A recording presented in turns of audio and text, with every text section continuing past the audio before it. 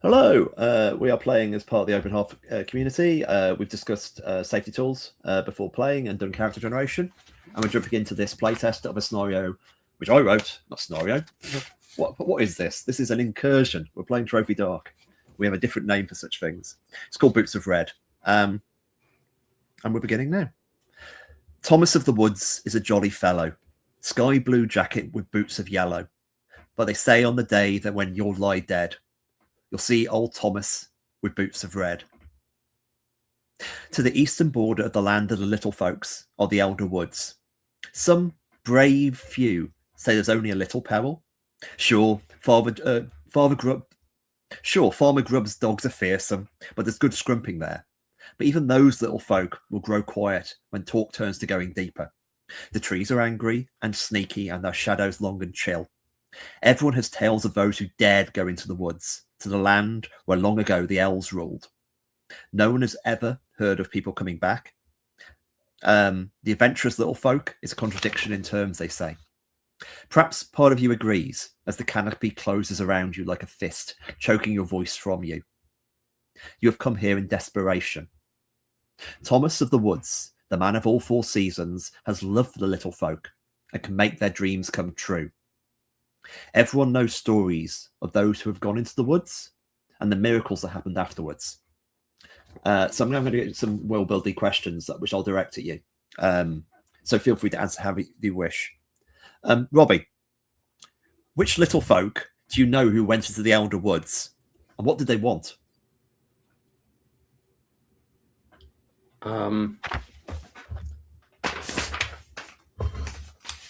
I think I knew of a group of truffle hunters Nice. who had, because I mean it's such a kind of moist, loamy place that there was, like, I guess, rumors about the best, maybe, and probably even have like specific name of these kind of rare truffles that grew deep in those woods. Yeah. And they have called. Should we give one of them a name? That's useful. Let me just. Have we got a name, or should we just pull one up?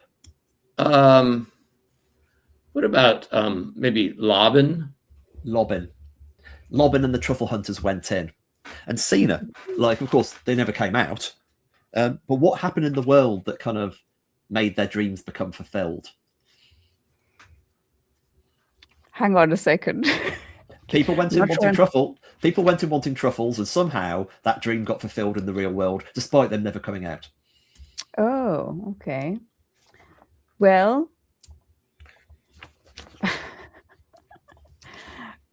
I feel this might be slightly uncreative, but maybe some kind of trader came along who, sold these for an extraordinary price. Yeah. Okay, that's great. I think that I'm immediately going to add on that the trader. If it's like the trader said, I just found them at the edge of the woods. They were just there, like perfect, and these beautiful truffles, ripe and beautiful, with very interesting colouring, perhaps very similar to what Lubin used to wear, but delicious. But yeah, these miracles can happen. These wishes can be fulfilled. So that's why you've come here, hoping your dream can come true, and Thomas of the Woods can help you. You try to remember the songs of your people to guide your steps, ever deeper into the woods, ever closer to the merry fellow with the yellow boots and joy in his heart for the little folk. The road goes on, the song goes. You look down and you realise you're off the road. At which point, we're going to sort of imagine if this was the movie, we'd be panning closely, pushing through the undergrowth of this thickness, and we kind of like zoom in on our two little folk making our way through the woods. And I'd like each of you to just give me the first image. What does your character look like? Tell me about Mirandi, Robbie.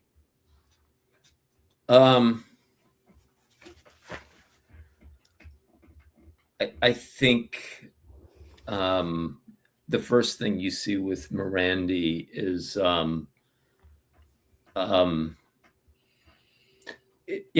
maybe you see Mirandi actually sitting down on a fallen log, because we just came through an area and it didn't seem like it would be really boggy, but it was like this space, and my boots have gotten really muddy, and I'm kind of trying to give them a kind of quick cleaning. And I clearly don't like the look of them, and I'm also just saying it stinks, this mud. That is vile. I would say, Sina, what about the first image of Nevin? And excuse me briefly, because I'm going to grab the missing page of the Snorri that has fell off the printer. So All please. So I can hear. Well, first of all, at that point, maybe you just see, the first thing you see is a hand coming into the image to to like hand over a little parcel full of herbs, nice smelling herbs or whatever, and going, well, I told you should use this while we're going through here. And just sort of like trying to push it on you. Yeah, and I think Mirandi probably takes a little bit of it and actually stuffs some of the herbs up their nostrils, just to overcome the stench. That and I think Nevin will be like, well, it's an unconventional approach, but whatever works.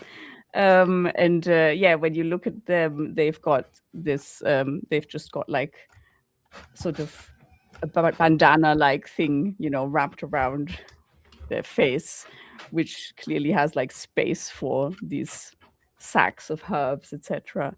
And in terms of otherwise what you see of them, I think they wear reasonably well-fitting and well-tailored clothes that are, not new in any way, shape, or form. They've been patched and whatever, but they seem to take care of their appearance.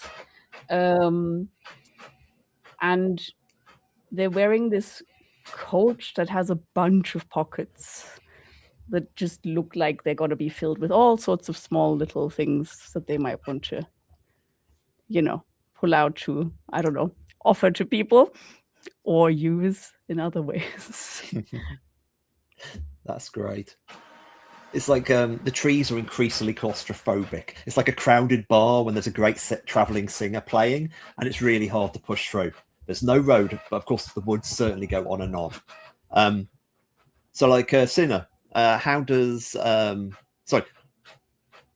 Nevin, how do you feel at the end of the first day of traveling through the woods? I think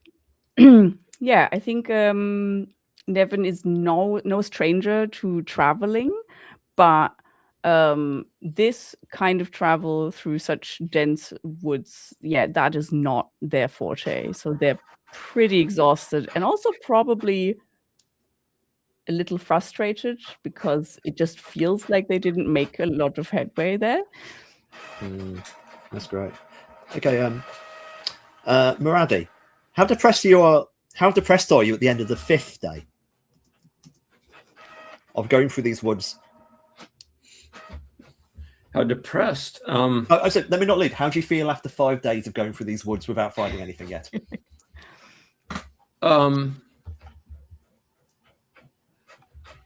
Well, I think each day that's passed, I've gotten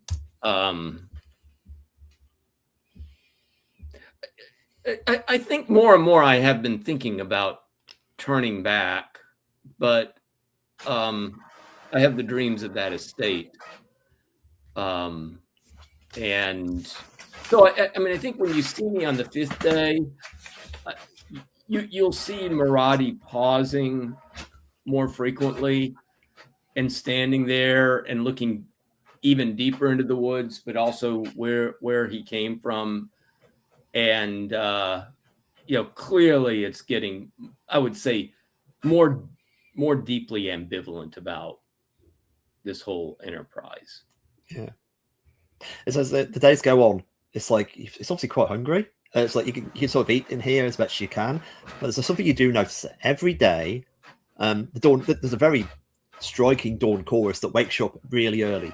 But every day the dawn chorus is getting louder, and after 5 days, it feels cacophonous. This frenzy of bird song in the morning, and then just silence afterwards, until the bird song starts coming in later. Nevin, how many days went by until you were sure you were never going to get out of here? Ooh, probably at least 10. At least 10. Are you sure? I think they're the kind of person who's like, the only way is through. And You're peppy. I like that. But like Mordy, I would quite like to see you two talk. I'm going to just frame the scene of you two having let's phrase it. You found a pool, and the pool is stagnant, so you can't even get fresh water here.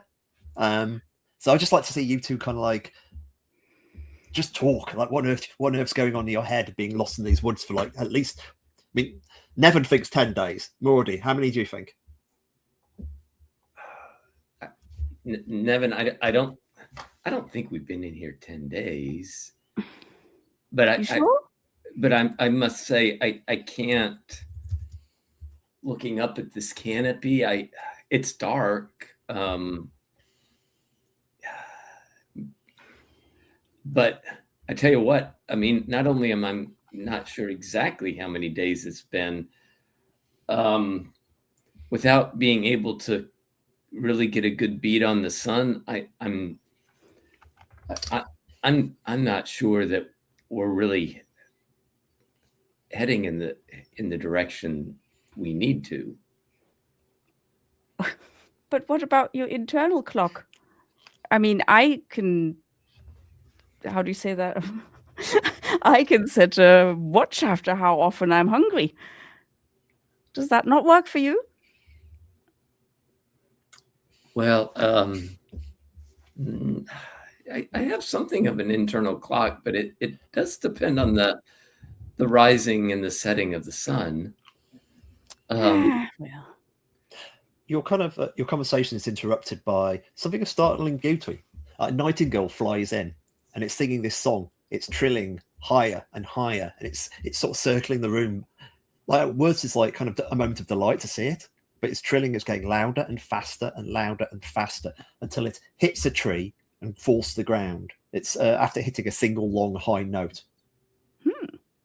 As you watch the nightingale, the nightingale twitches a little, and you realise a series of maggots crawls from its ear, from its presumably diseased brain. Oh, I think Nevin will have already, very excitedly gone over thinking, "Oh, look, food," but then going, Yes, that's not so appetizing. Right, right. We're going to cut from there. Trophy Dock being a kind of hard cutty kind of game. Yeah. I've seen it. Do you mind? It's okay if I add Nevin's name to your character, just to make sure. Yeah. Sure. Hang on. Also, sorry, it's Xena. So, like, just think warrior princess. Oh, Xena. Cool. Yeah. Yeah, and you just need to find where to do that. It's the 3 dots over the smaller photo at the bottom. Yeah. At the bottom left. At least in mine, it's the bottom left. Oh, wait. Oh, where? Oh, there it is. Yes, because I had this in full view. I don't know. I can't think of the words. There we go.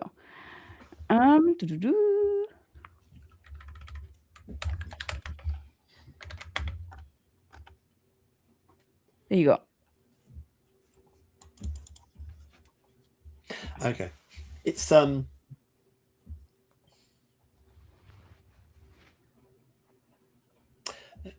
this is shortly after the awful thing with the nightingale, and you kind of another songbird. You probably kind of jump at this one, and this little songbird is actually singing to you, and it's singing a song about you're nearly there, don't give up, little folk.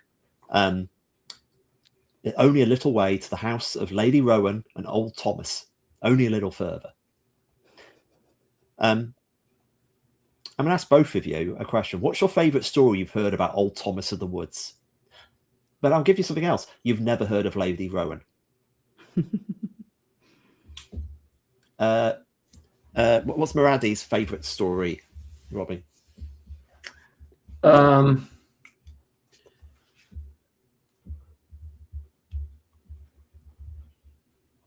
I think it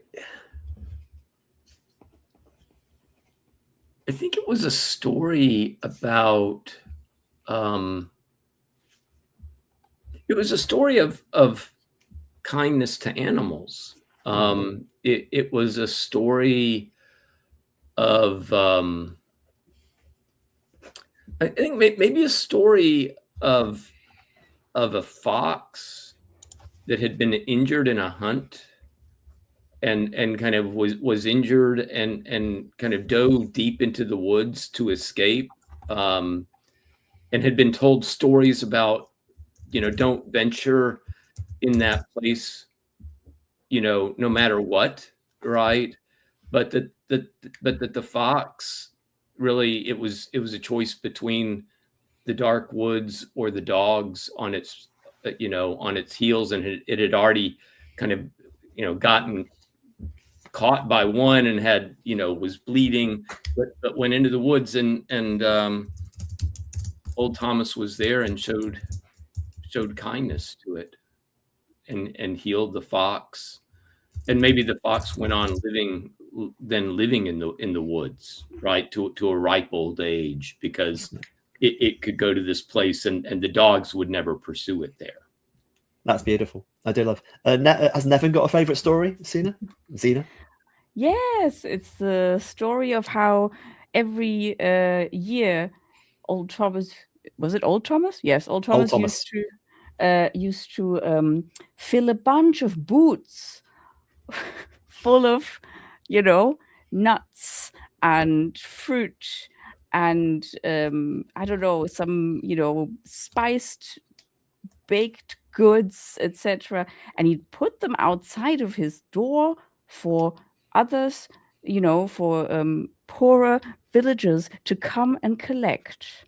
And I think he also once conjured up a bunch of cloaks for when it was a very cold winter, and then just added them to the boots. And I don't know where he gets all of those boots. Is that, yeah? He's famous having yellow boots, but also red boots. So this is all good. So you're thinking about this, and as you're heading through the woods, you start to have the a sort of a rich, nutty smell that's coming through the woods, like ripe and beautiful. And suddenly the cacophony of trees ends, and you open up, and it's like walking into a concert. Concert halls are probably where it's like walking into a friendly inn with song happening, and it's like a fairy tale glade. After the kind of the feral nature of the things you've been going through, this is like a breath of fresh air. There's a fairy tale cottage there. Beside the cottage, there is a large tall willow with trailing creepers, which are almost taut against the ground. And as the wind moves through, it's like not twanging, a gentle, beautiful, cascading strum, which is beautiful. And pollen kind of gently moves through the room. You see at the doorstep of the house there are boots packed full of nuts. They're waiting. And sleeping near the willow, a very gentle fox. Looks very old and very tired, and is cuddled up in the rays of light beneath the willow. What do you do? Let's say who would have been leading? Well, I'm wondering if Nevin would. I mean, with the smell, right? Yeah. The smell would be there. Nevin's the only person who's mentioned breakfast so far. So. What? Yes. Yeah. I mean, yes. what smell? Yeah. Well. Yeah. I don't know. I think. I mean, Sorry, with smell. I'm sorry, I got very disorientated because I thought, but you have the scent thing. Wait, no, that's a ritual. That's a song. Excuse me. Anyway, so I'm sure Devin would be very excited to see these boots, thinking, oh, it's not even the season for that. Well, maybe they got it wrong in the stories. Well, anyway, look, Muradi, see, the bird was right. Yeah, and Muradi is kind of wiping their eyes and shaking their head to say, "Are we awake? I mean, it's we're deep in the woods and this I can't. I can't. Nevin's already filling their pockets with nuts. Okay, if Nevin's running over, that's when I think we're going to start to introduce the mechanics. Yeah, because I think if we're doing the A24 version, we got this very beautiful sunlight hitting as you rush over, and you start to like cramming your pocket with nuts as you rush over, and as the light cascades through the streams of the willows, you see the the pollen sort of almost inhale into your lungs, because this thing is soporific. Like you feel like it sort of hits you quite quickly, and you're going to have to resist this to avoid falling to sleep. So we're going to pick up the ruin roll. The risk roll, rather. Amazing. Right. When attempting a risky task, declare what you hope will happen, and then ask the GM and other players what could possibly go wrong. So, like, this risky your risky thing you accidentally did is like walk close to get, to breathe in these spores, basically. And then, so like, what you're hoping is going to happen now, Nevin? That the spores are completely benign. I don't know. Can we think of something better? I mean, honestly, like, just I realize I'm falling to sleep and get out there would be, Oh, fantastic! Yeah, that makes more sense. That's the base. But like, you could always like, I want to get into the house. I think that broadly, it's like whatever makes sense from the fiction. I don't get eaten by the goblin. Would be. I know. There's something wrong with that. Sounds like spores. I don't know. Like, have I even noticed yet?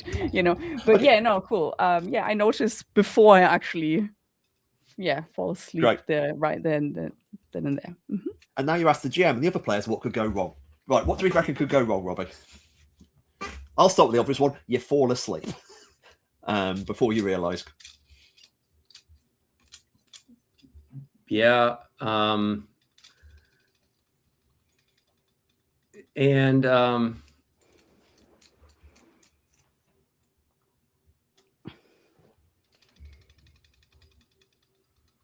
I mean, I guess another thing I guess that could go wrong is I mean, you possibly are disturbing the sleep of that fox, and that fox may, instead of running away, may just impulsively lash out at you. Yeah, there's something wrong with him. He is asleep. There's something going on here. Like, yeah, that seems interesting. Okay. The way this works is after we roll, these things may or may not happen, because it's like, if you roll poorly, I'll decide what happens, basically. Yeah. But like, this is what's on the table. Right. You take one light dice if you have a relevant skill. Is any of your skills, you reckon, relevant to the task of not falling asleep due to soporific spores? Well, I think given that I am apparently a peddler of weird medicinals, etc., maybe I have some sort of smelling salts that that can.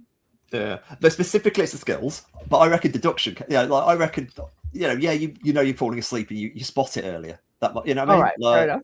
I definitely like grabbing smelling salt. I will buy deduction. That seems fair to me. So you get one dice for that. If you want a light dice, you can set the devil's bargain. The devil's bargain is something we could cook up between us that will definitely happen no matter what. So, for example, I'm going to pitch a devil's bargain. You don't get out quick enough and you're drowsy for the rest of the scene anyway. So you're a bit slow moving and lethargic anyway. So if you want that second dice for free, you can have it. Okay. Why not? Because we want to engage with all of the mechanics, right? Yeah. Actually, Robbie, you got anything else that jumps to mind? As a devil's bargain,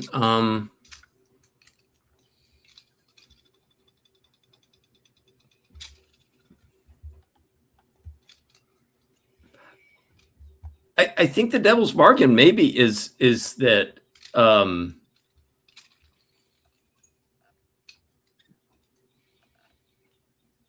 you're gonna to resist this, you're gonna I mean, maybe again, kind of going to the fox. Maybe the bargain is that you are going to wake up that fox, and it's going to let out a loud yell as it's rustled up from sleep, and alert. And if there's anything around here, it's going to be alerted to the fact that something's going on here. Mm-hmm. Cool. Nevin, sorry, is there any particular one that appeals to Nevin of the two? I think I prefer the first one. Cool. Sleepy is great. Yeah. I don't know why. Okay. And then finally, you add a dark dice if you're risking your mind and body to succeed or you're performing a ritual. And this is one of those things, like you can choose to add it, and also if the situation means it, you're having it. I reckon the fact you're dealing with soporific spores maybe mean. Let's say no. I'm going to say not this right now because the situation can still escalate, and you can also add the dark dice later as well. So let's do the basic one to explain it. So you roll the dice pool. So just too light, correct? Yes, too light. Well, I rolled a 3. Well, that's not good. No. But the way it works is 1 to 3 is you fail, and I narrate what's going on. Is that I narrate? Yeah. If things get worse, I describe it. 4 to 5, you succeed, but there's a complication, and I describe the complication. Or 6, full success, you describe. Oh, by the way, if the highest dice is a dark dice, if you want, you can not accept that if you want. Mm-hmm. And do a reroll with the dark die, correct? Yes. But if the dark dice is higher than your current ruin, you mark 1 ruin. Mm-hmm. And if you're still unhappy with the roll, you keep on adding dark dice until 1 is higher than your ruin, and then you have to stop. So are you happy with seeing the consequences, or do you want to... Yeah, let's roll the dark die as well, just to see it in action. Reroll the whole dice pool. Let's see the system. And there you go. I rolled a 4 and it was the dark. So I guess my ruin goes up. Yes. Fantastic. Over some nuts. No, you're gathering important information and sustenance. Everything is fine. Okay, your ruin goes up to 4, so I have to give you a condition. Yeah. Which I will pick from the condition list in a second. Also, you describe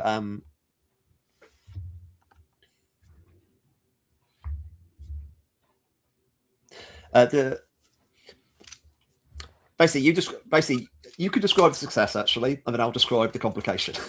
All right.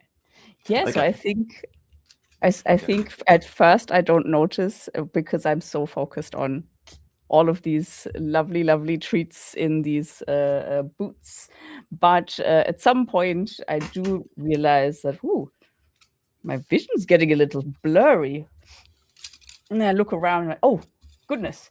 And I, quickly grab some horrible smelling salts, but they will help jolt me back and then just sort of run backwards with, whatever goodies I could already grab, and sort of maybe push Maradi back. It's like, don't go. Oh, yeah. I think jump in the complication there. It's like, I think your thing was resisting falling to sleep, so I don't think legging it back to Marandi is enough. But you can definitely start there, because what's going to go wrong is those because Mirandi's probably the person who knows it. Nevin is stumbling like with the wonderful nuts that they've gathered.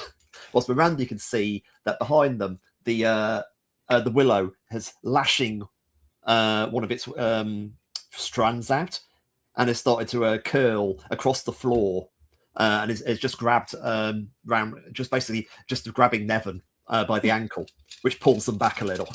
So Nevin is now being dragged a little by the willow. Amazing. Miranda, what do you do? In fact, Nevin, you got anything else you'd like to say?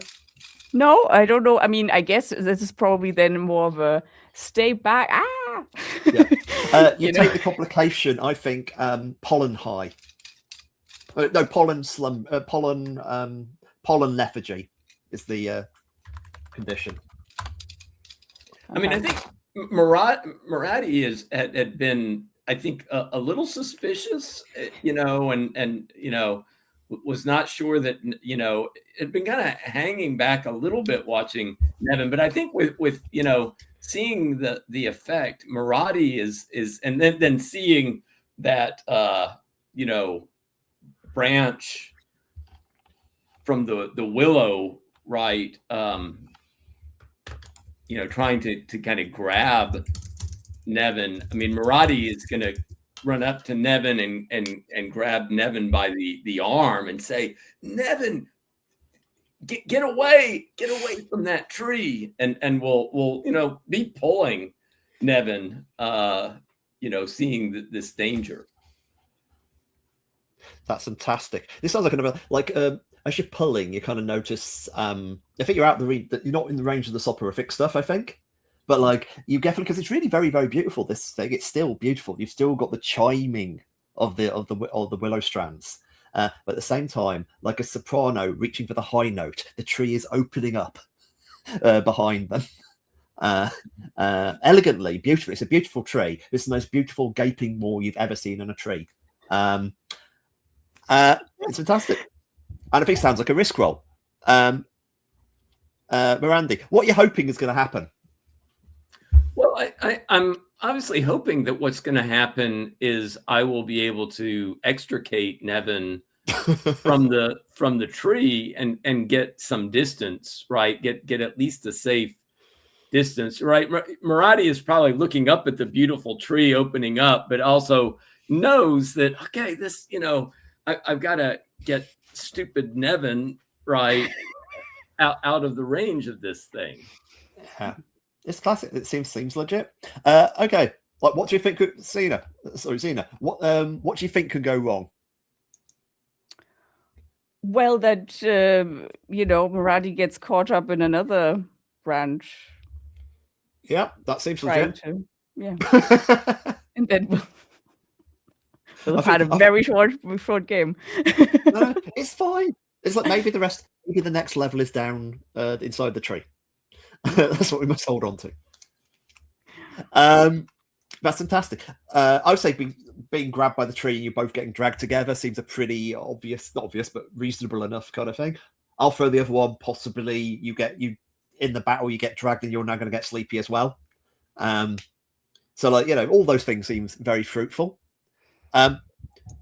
There's one thing, actually, there's another mechanic. You don't need to activate it, yes, Zena. It's the you can actually offer to help.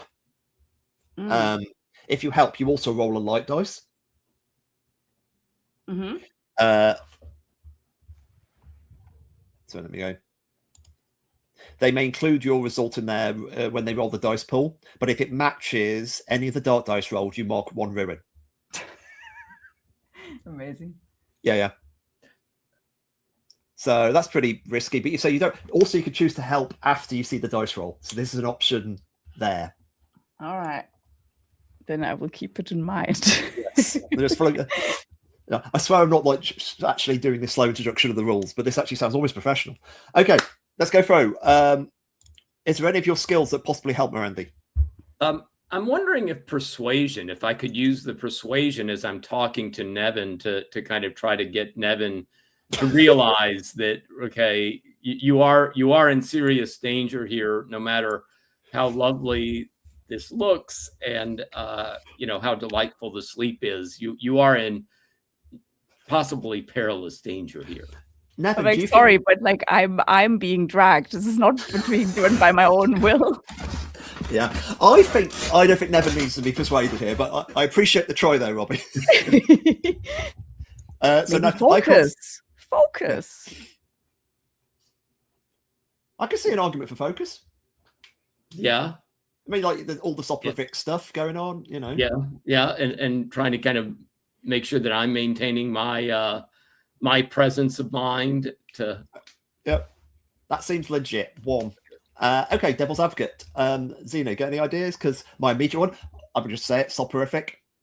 You know, you're also like soporificized, so you're both sleepy. Got anything useful?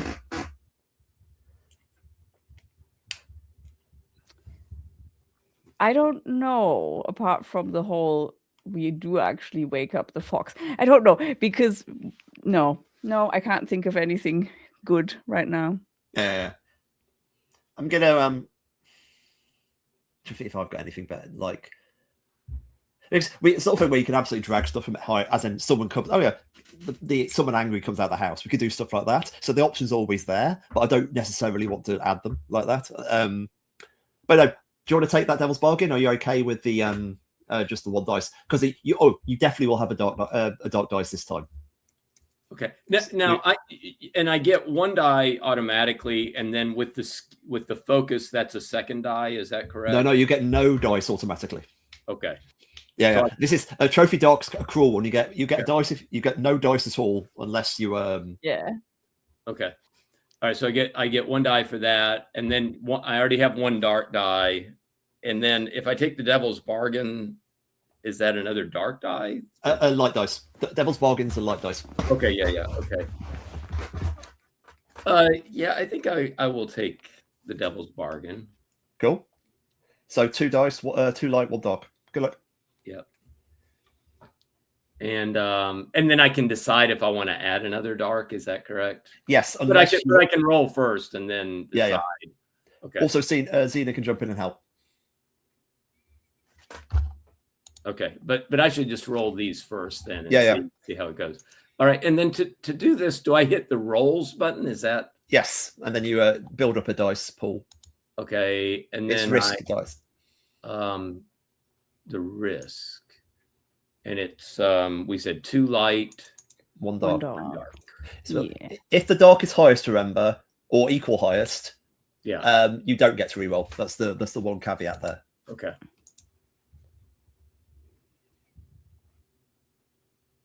So I rolled the highest is a 4. Right. Right. 4 is a mixed success. Yeah, I think early on here I'll take the mixed success. Yeah. Xena, if you want, you could jump in and help. I think I'm happy with the mixed success. Yeah. Okay. I'm scared. Don't blame me being scared. It's a scary system. Okay, this tree.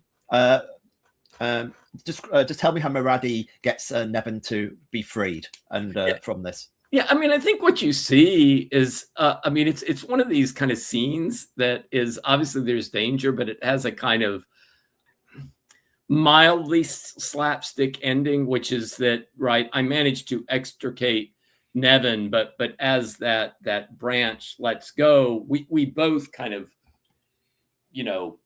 go backwards. I'm going backwards and we tumble, and the nuts are kind of going everywhere, right? As we kind of fall onto the ground. This is classic Hobbit stuff, you know what I mean? Yes. Like, yes. It's just really feeling very Hobbity at the moment. Anyway, as you tumble across it, there's a moment of like breathe because it feels okay. You know this thing's let go of you. At which point the willow appears to be really upset. And all its strands shoot out in all directions, like flailing, like it's dervish dancing. It's that level of upset, and the what was once the gentle strum becomes much more like an awful bit of free jazz. You know, this kind of like, you know what I mean? This free jazz from the strands of the tree, folk horror free jazz, wailing awfully. And it just means that whole area is really hard to get. And especially the house, it's kind of pouring at the house in a way which makes it, if you're going to go and look in the house, it'd be really quite tricky now. But you sit down and you've got a moment to take a beat. You've got anything you want to say to each other? Nevin, Nevin, you've got to be careful. You know, Yeah, I'm sorry. I don't know. The smell of that spiced bread was just too good. I'm sorry. Well, thank you. Thank you. remember those stories about like lovely houses out in the middle of who knows where that have delights for little kids, and the kids, you know, get lured in. Didn't those end well? Maybe I forgot about the bad parts. Yeah, they did end well, but I think that probably originally some of them didn't end well. but you know what the adults do? Like they say, we gotta, you know, Well, make it seem better for the kids. well, that's no help, is it? Maybe you need to tell me your version of the stories at some point. Yeah, Well, anyway, I'm sorry, but thank you very much. Yeah. And Maradi gets up and is kind of A random nut from the dusting himself off a little bit. Now, and just you're talking, of course, like Nevin, you're still like quite slumbery. And Maradi is still kind of like sleepy yourself. You've got to kind of like wait to you. And do I get that condition as well? You don't get the condition, no, because you didn't take the ruin. We've just got, it's a slot, like it's not as heavily embedded in the fiction as Nevin's is. I think that's what I'm going to count as. But you're definitely like, because Nevin's is going to hang around for quite a bit, whilst yours, you're essentially like slightly stoned hobbit for until, you know, perhaps even going forward. Whilst Maradi, it's going to shake off shortly. But Nevin, like if you're talking, you kind of almost hear, here's like a beautiful voice, and you can't quite make it out because it's almost like it's like your head's so foggy you can't quite hear it. But like it's the most beautiful singing, most beautiful voice you've ever heard in your life. What about it makes you think it's beautiful?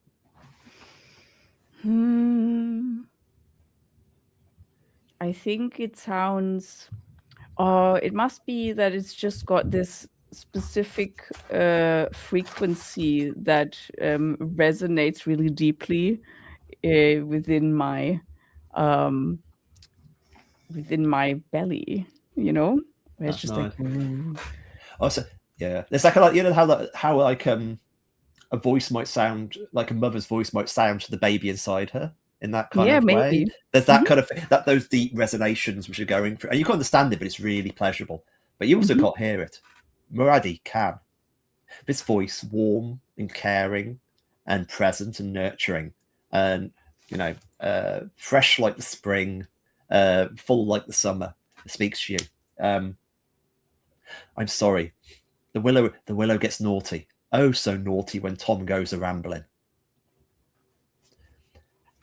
Welcome, little folk. You're all little folk are welcome. There's a part in the forest for all of you. So I can't understand that. You can't. All you hear is a beautiful noise, but Maradi hears it all. Okay. What's your name? That's what the voice. Yeah. Says what's my name?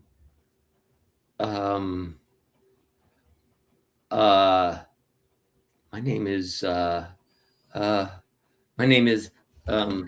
Demora. What? She laughs. Talking to Maradi. Yeah. Sorry, but I guess I've decided they're a bit stupid, or maybe it's just the sleepiness. Yeah. There's a bit like Midsummer Night Dreams going on here, and this voice goes, "Yeah, is that your wish, Demora? Is that why you come to Old Tom to beg to be Demora?"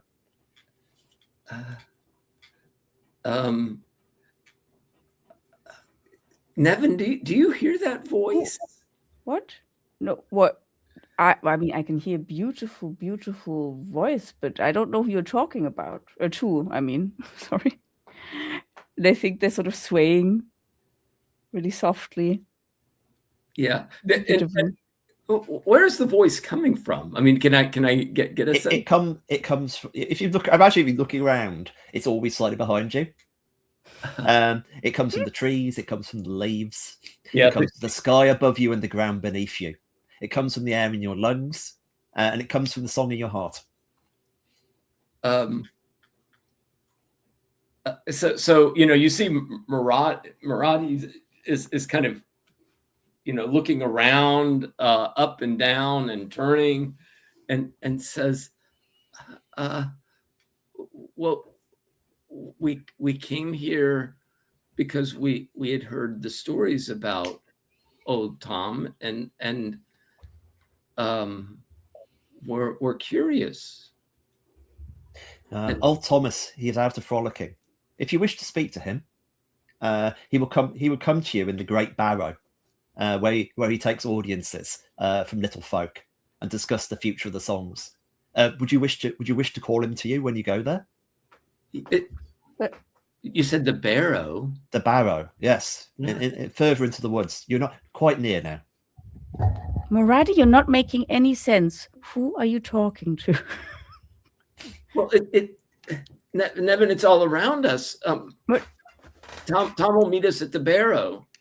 If you sing the song, would you like to learn the song?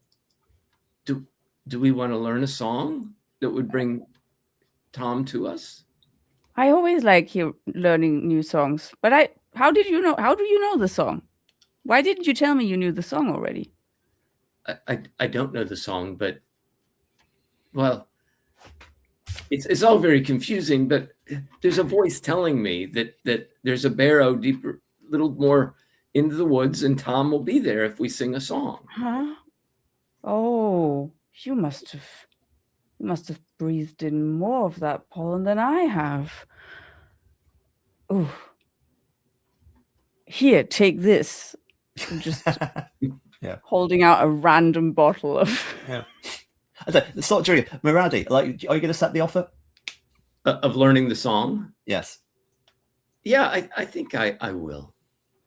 You can almost see it. You hear like the wind leaning close to your ear. She sort of says, "This is the song of old Thomas. It's been sang for a long time, and it will continue. Thomas of the Woods is the jolly fellow." And she continues like that with the rest of the opening. Yeah. And then it goes into talking about the springs and the cycles. What does it talk about the beauty of spring, Maradi? You mean, what does it say about the beauty of What does it say about the beauty of spring? Yeah.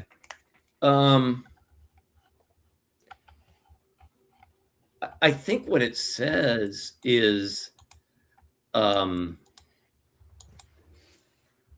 spring is beautiful because it gets a little dark, but it's like it comes after the season of death, and it's not, the sense is that it's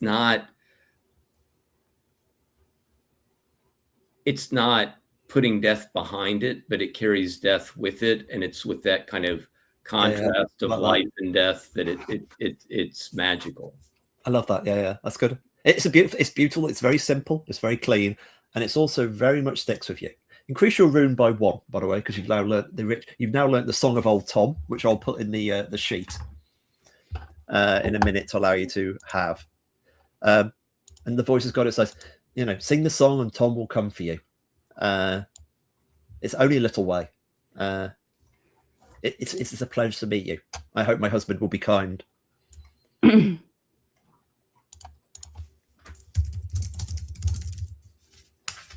And then it's gone.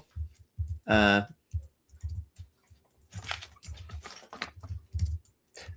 I think I'm going to hard cut to like you leaving this area just because live it. Yes, Nevin. Before you do that, I would just like to say we have gone over the top of the hour by nearly half an hour. Yeah. I was about to say I was about to stop the ring now and then go to the So it's basically, and then we'll have the act break. But you're entirely right. It's just that I couldn't work out a good place to cut it. Except this is a good place. All good. Cool. Basically, we'll do that, and the thing I'll give you actually, as you kind of head away from this clearing towards the direction where you know the barrow is meant to be, Maradi, you can't get that song out of your head. you've got this song going around your head. Tom of the Woods is a jolly fellow, and Mhm. looping. You've got the obsession. You've got the condition song obsessed. Okay. An earworm. Yes. Great. How long does people want? Like 5-10 minutes or? 10's probably good. Since we're only going to have 2 breaks, let's have 10. Is that good? Or Yeah, sounds good. I was gonna say 'cause 5 is always kind of like. yeah, it's hard because like 10 is often too long for me as well. But no idea Mhm. of where we are. Where am I going? Okay, you're heading for the woods, and you're sort of like tumbling through them, and we're just about to head out of them. And there's one thing I want to ask Mirandi. Miradi. Do you tell Nevin about what you've been told about where you've got to go? I mean, what? Let me rephrase that. What do you tell Nevin about why you're heading in this direction? Well, I did, Nevin.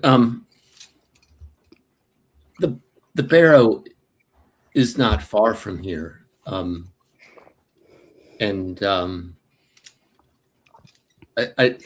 I think maybe you were too much under the impact of that pollen stuff that you couldn't really make out. But the voice was very clear that the barrow is near, and Tom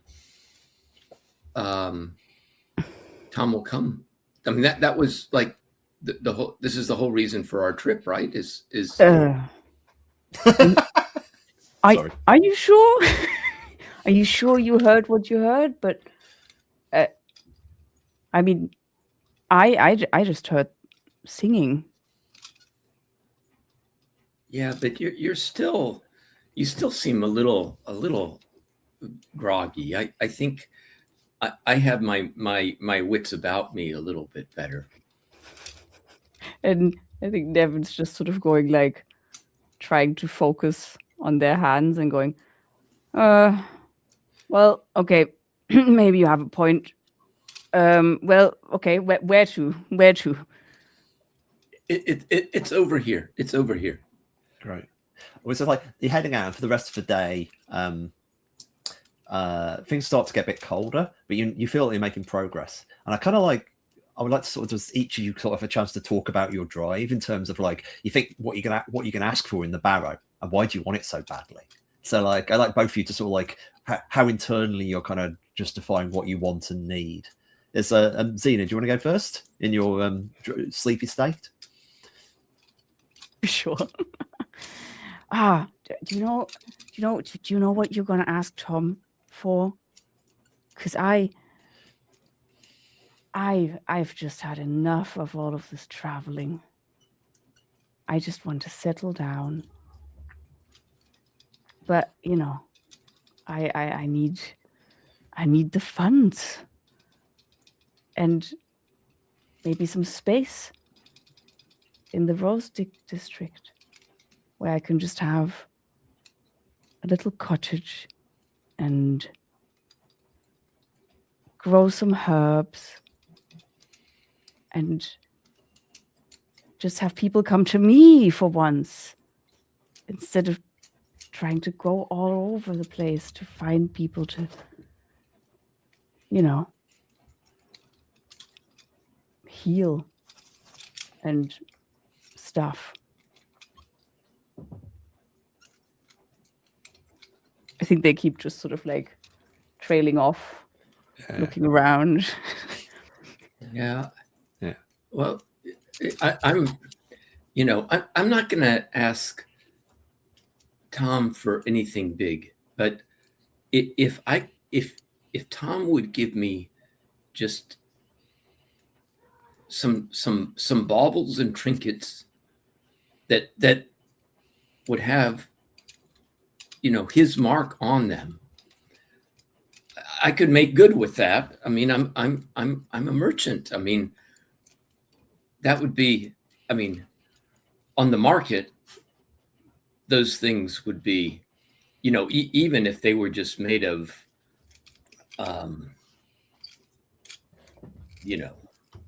common semi-precious rocks or whatever, if they had the mark of Tom on them, people would pay handsomely. And I think with, a little bit of trade, I would be set. I would be able to buy that estate. I think Nevin's like, oh, I like your thinking. And then, I mean, you could learn to make that mark and sell way, way more than that. Oh, Nevin. Brilliant. We'll pick, Really leaning into the... Yeah. I mean, you're not nice people. That's the great thing. I think I'm going to do one last follow-up question to that as you kind of head away. You've talked to each other. It's like, are either of you like telling the whole truth, or are you keeping something back?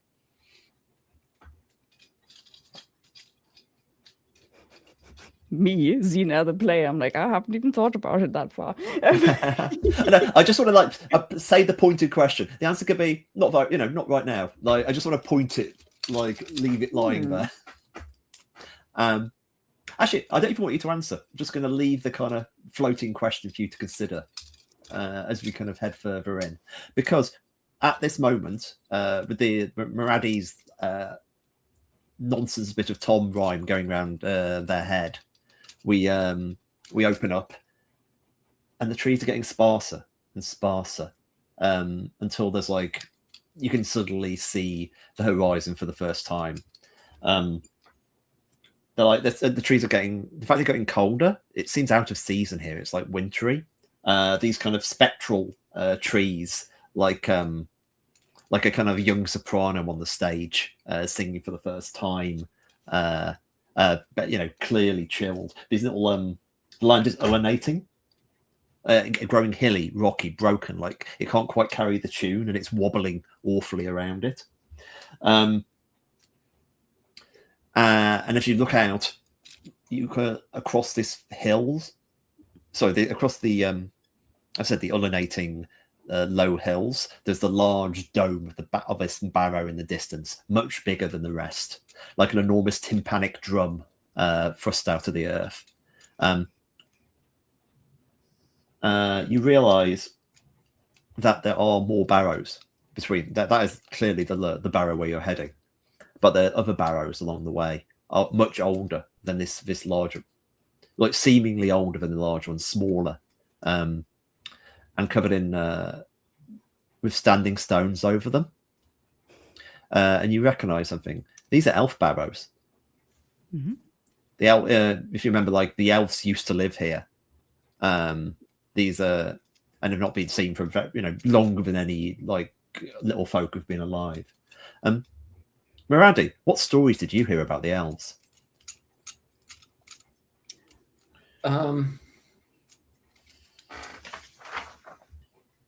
Well, I mean, seeing these elf barrows, I mean, it calls to mind stories about how long elves lived, so that there, the death of an elf is a rare thing. And I mean, seeing an elf die of old age is something that non-elves were not privy to, and that certainly their burial places, it's only like a few tales I've heard about elvish burial places. And one tale is, I think had that moral that this is not a place that, non-elves are supposed to be, but also that the elves buried magical things with those who had died. Ooh, that's interesting. It's like there's barrow. It's like not an infinite number of barrows, but there's definitely like more barrows than anyone had ever thought about the elves stretching out. And of course, Nevin and Miradi have both heard the stories. You hear some what appears to be singing. Then you realise it's coming from a tree that's been warped by the exposure. As you carry on travelling, another tree at 16 paces on, equally warped, singing a counter melody, which haunts you as you make your way across the barrows. To either side, there's I said there's these smaller like barrows as you're passing.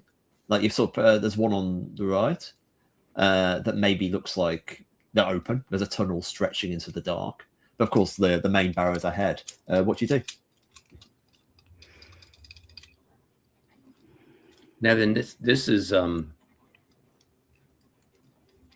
more than what I was expecting. The voice didn't say anything about other barrows, but look. How do we even know which barrow it is? Well, I'm assuming it's that one, that big one over there. The big one. Yes. So you think old Tom is given to grandiosity? Well, but I mean, who is here to witness it? I mean, it's. I don't know that anybody's would have been here for a very, very long time. Well, I mean, I guess it looks newer. How old is old Tom? Do you think he's younger than dead elves? I always feel like there's something always rejuvenating about, even though he's old Tom, there's, something that keeps giving him life. Maybe that's why his burrow's here. Maybe it's the elves, the graves. And Maradi is going to kind of go off to, like, look at the nearest, the barrow that's nearest to us, and I think start making his way over to the closest barrow to get a closer look. That's great. As you kind of like head into the barrows, it's like I mentioned, like if we get on the camera with Nevin as watching Maradi start, intriguing, stepping towards the barrow. And like the music would swell, things get increasingly tense and discordant. Then Nevin hears a voice behind them from the ground. Hey! Do you turn around? Yeah, sure. Hey. And you look down, and there is a pallid little folk ghost. And you recognize him. It's Lobin, the ghost of Lobin, the truffle hunter, in the ground. He's looking up at you. Hey, do you want to be? You're in danger. Old Tom, the Whites. Old Tom, you're not safe up there. What happened to you? What'll happen to you if you don't? Old Tom isn't going to listen to you. Come, you have to come with. It's safe down here, and there's a hole in the ground, like a the classic, like it's a nice hole in the ground. No, this is a dirty hole in the ground. This is a messy, dirty, like hollow in the ground. Come quickly. You don't want to be up there. There's truffles, he says optimistically. But I thought truffles is what killed you. I mean, looking for truffles. I don't, and it looks like confused as he doesn't. I think I found the truffles.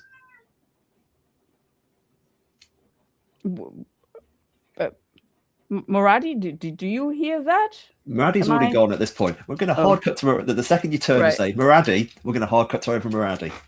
Like I love. Anyway, you head into the barrows. This small figure with the light stretching in front of you, and you look how old all this is, and you kind of see.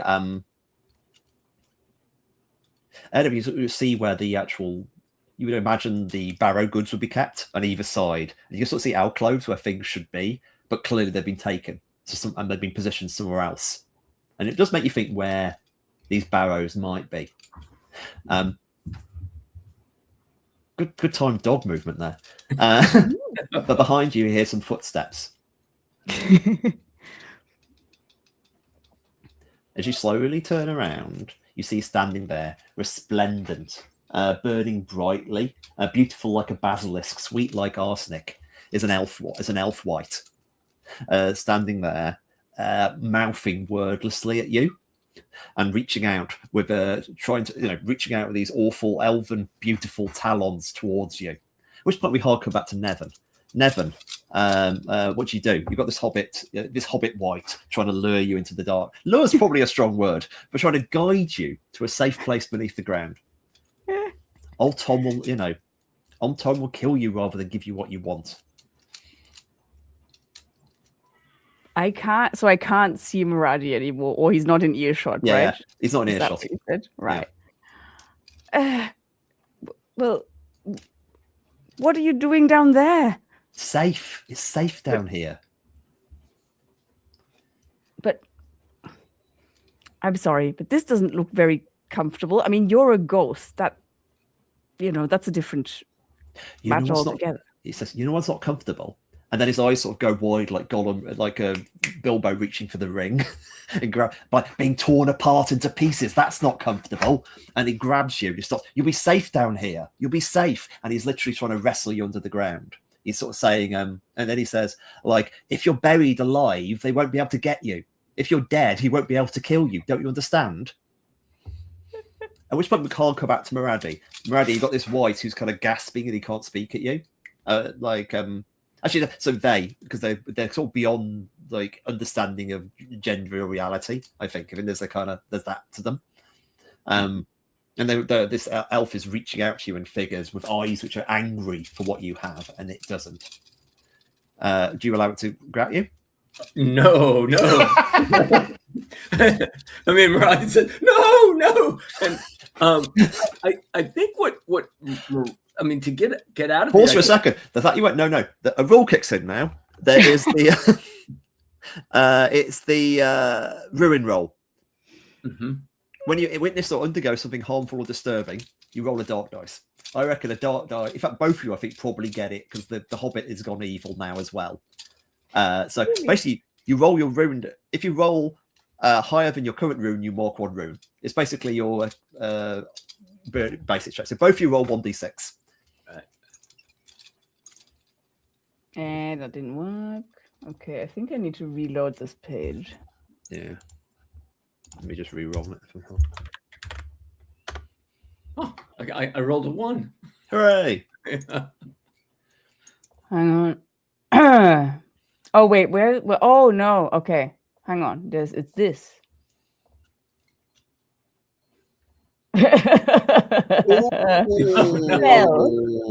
Well. Okay, your rune goes up to 5, and I'll come back to you. Let's do. We'll come back to you in a second because I need to look up the what's going on with them. Not entertained that conversation. It was like never speak to a hobbit in the ground. Okay, the Maradi's relatively like together. It's awful, and he's perhaps you want to see the elves, but now the elves can see you, and that's definitely a problem. What do you do as it's kind of like reaching out for you? I'm thinking that for Maradi, this is a time to burrow as an escape, right? I think that. Because I'm in the ground, right? So burrowing seems like it would be a natural. Yeah, this is what's called this is definitely a risk roll. Mm-hmm. Let's just quickly go for the mechanic. Are any of your skills useful for casting a spell?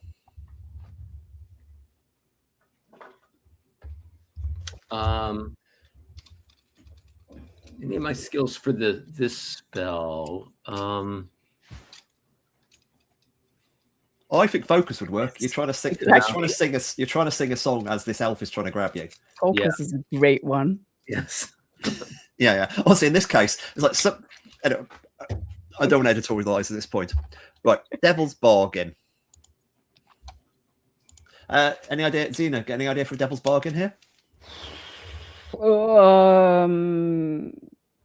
Yeah, maybe as you burrow underground, you actually how do you say that? You stumble upon buried things that do not want to be disturbed. I don't know if that's actually too hard. I don't know.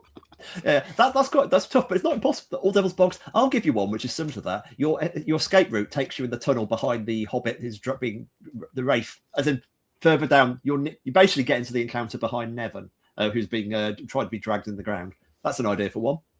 As in that doesn't quite get you out. That makes your escape more into frying pan based. I'll give you another one. Like it touches you. Sorry, they touch you before you escape. And so you have to suffer whatever that's going to happen.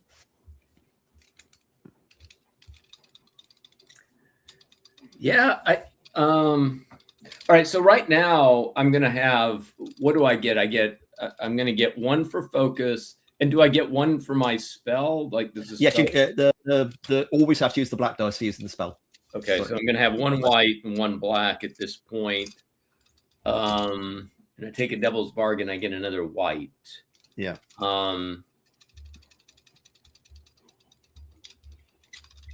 Yeah, I think the one of winding up with Nevin would be one that I would take. Yeah. Cool. That sounds great. So you get all those dice. Good luck. Okay. And I go to, all right, so I'm going to, this is a risk roll. Oh, correct? We never did. Sorry, the thing we didn't do before we rolls, we never talked about what could possibly go wrong. We just went straight to the Devil's Bargain. Things that go wrong, like it gets you. Yeah. It gets you and you're dragged down there forever to serve the elves for whatever they want to do with the halfling. That sounds pretty bad. They touch you. I mentioned that as a Devil's Bargain, but they managed to get you slightly before getting out.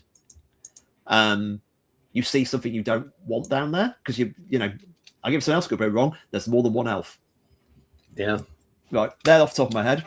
It's easy to work out things that go wrong with whites, it seems. Zena, any idea anything else that could go wrong? Well, I mean, I guess the Devil's Bargain that was far too hard would make sense to be. Yeah, like you find like something buried in there, like literally in your way. Yeah, you end up in a worse chamber.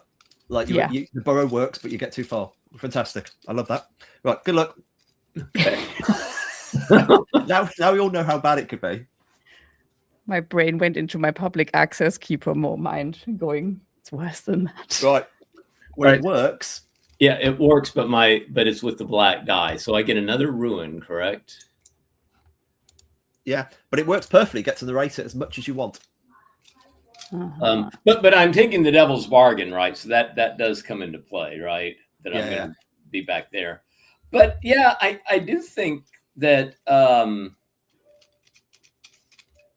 you know, you see, I mean, this burrowing is. Sorry. It's a song, isn't it? I forgot to say. So tell me a little bit about the song you're singing. Definitely, that's the thing about our rituals are actually songs. So, like, tell me a bit about how does the song of burrowing go, and how does it play out as we see? I think that the burrowing song. I mean, I think it talks about all sorts of. I mean, it starts off by talking about like all the different. It's like a catalog of the different burrowing animals that there are, but then it gets into a catalog of why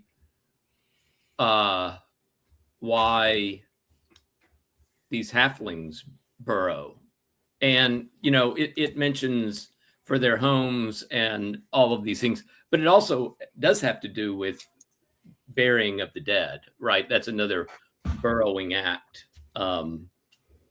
And I think when Marathi gets to that part of the song about like digging graves, burrowing into the ground for graves, the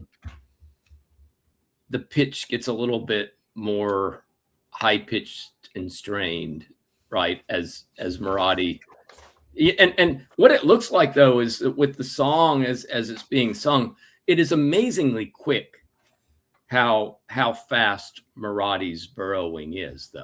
I mean, it is obviously supernatural, right? And the dirt of the ground. I mean, it's essentially almost for Marathi. It's like diving into muddy water, but right, being able to kind of swim in it, right? It's almost like this kind of swimming motion, right? That Maradi, and he's kind of kicking with their back legs. That's beautiful. You're gasping as you come through. I think it's like you've got to go quite a way to escape. So I'm going to give you the condition like breathless. Like you kind of like your voice is not quite gone, but it's close to being gone. But there is a moment when you realize that's kind of what it was trying to do to you. It was trying to take your voice because they've had their voice taken away from them. Mm-hmm. And it's a bit like when you were escaping, you saw the inside and the carvings of the thing. And there's lots of songs described there, songs of war, songs of summer, songs of everything else. And just the fact it was taking your voice, you managed to understand it for a second. And there's a little bit of the writing, and it's talking about with the elf kings who have tamed the forest, and made the forest servers. We will rule this land forever, happily, and that will never, it's clearly very, very sure that the forest will always be theirs. At which point we're going to cut back to Xena. Okay. When you mark 5 ruin, you can perform reduction rolls by acting in the forest's interest, destroying treasure, betraying or sabotaging your fellow treasure hunters, or interfering with rituals. You should try to be subtle in your actions, so not to draw attention to yourself. Each time you act according to the forest's wishes, you roll a light dice. If it's less than your current ruin, your betrayal goes unnoticed, and you remove a ruin. If you roll equal or higher than your current ruin, you decide whether or not to remove 1 ruin. If you choose to do so, they notice it. You may continue reducing this until you're back at your starting ruin. So as if you don't want to die, you can start fucking with the mission in ways which are awkward, and that can start reducing your ruin. So like, I'll just choose like this is an example of what you could do, as in the fact that you are here, just legging it straight to the barrow. That's a fairly simple one to do right now, I reckon. But like but I just give that as a kind of. Mm-hmm. It definitely could be more than that as well. Okay. But here we are. You've got the hobbit grasping at you. What do you do? Yeah, I was thinking, it's like, can I actually just run away? Because I feel like there's probably a risk roll involved in getting. I think it's a risk roll. I think it's a risk roll. But if you want to genuinely leg it in a way and not look back for Morady, I'll give you a reduction roll. That's the kind of real thing. Okay. Well, because I hadn't thought of that. But I guess now I should probably think of that, because if I get 1 more ruin, I'm gone, right? Yeah. To be fair, like that may happen anyway. If you roll a 6 now for your ruin, you're gone. But we've got less than an hour left in the session. Sure. Yeah, no, but so basically then I think what I want to do is just go back to my original plan, which is conjure up a few dozen apples. I know that sounds silly in the face of this hobbit white. However, I'm thinking they could well fill up that horrible hole in the ground so that I can't be pulled into it. So I'm just doing the math on the size of apples versus holes. Well, I mean, it says a few dozen. And it says a few dozen. No, you're right. It's a few dozen. I read it as a few. Like, I reckon that's fun. Yeah, I don't see why not. Let's go with it. Because I was also thinking a dozen. No, but a few dozen. And a few dozen. It must be a small hole. A bushel of them, right? Yeah. Say again. It's like a big bushel of apples. Yeah. You also know that you'll get a reduction roll from that because, of course, Morody's down there. Oh well, I don't know that though, do I? Well, fine. Do you? we could do that in the narration later. Okay. I reckon like you may have a second. You could, if you roll well enough, you may decide that you can see them down there. And it's a question of like, do you want? If you do this, you are blocking them in. I think the question is, do you want it to be a reduction roll or not? And do you? Or we'd like to be accidental or a chance of being better. I mean, I like the idea that I start doing this without knowing it, but then as I see Maradi, I still go through with it because I really do not want to be buried alive. Yeah. And I'm like, hey, this guy, Maradi can burrow a bit further. Yeah, I think that's honestly, it's like I think that's what I was looking for, the moment when you have that. Oh, I was doing it, and then you realise, no, I'll carry on doing this. Well, I started singing this song anyway. Okay, this thing's grabbing at you. So what would you like is the way this risk score works.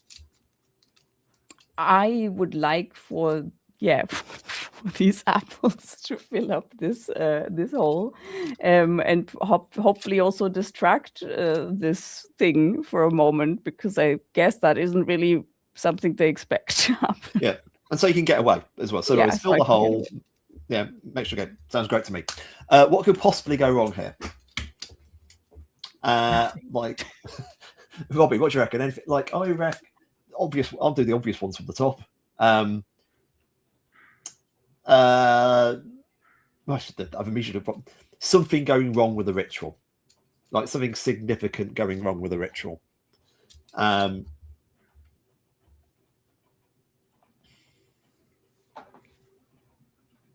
Like some side effects which come out.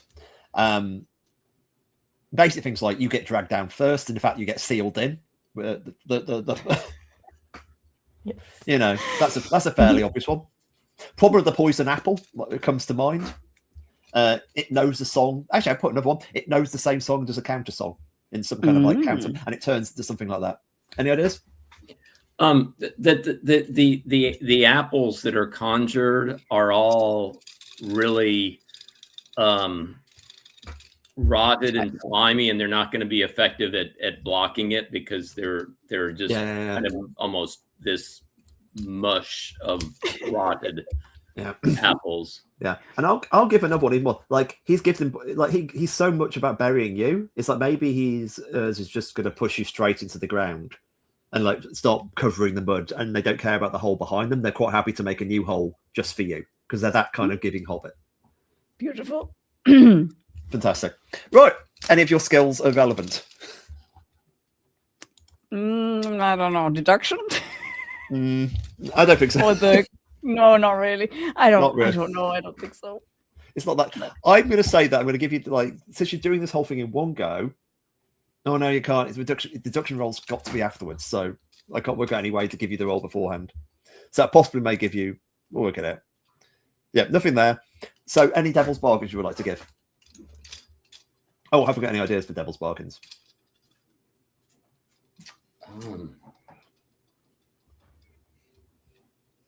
I'll give you one. The Hobbit's going to carry on chasing you. Oh. So, like, you're going to be ahead of it if you escape. You'll be fine. But the Hobbit's going to carry on running you, desperately trying to persuade you to, you know, you haven't got rid of him. He's just going to carry on chasing. That's the devil's bargain. Any ideas for any other ones?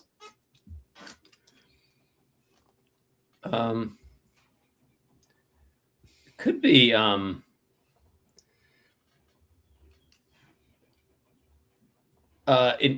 here's a devil's bargain, because you have all these herbs and stuff in your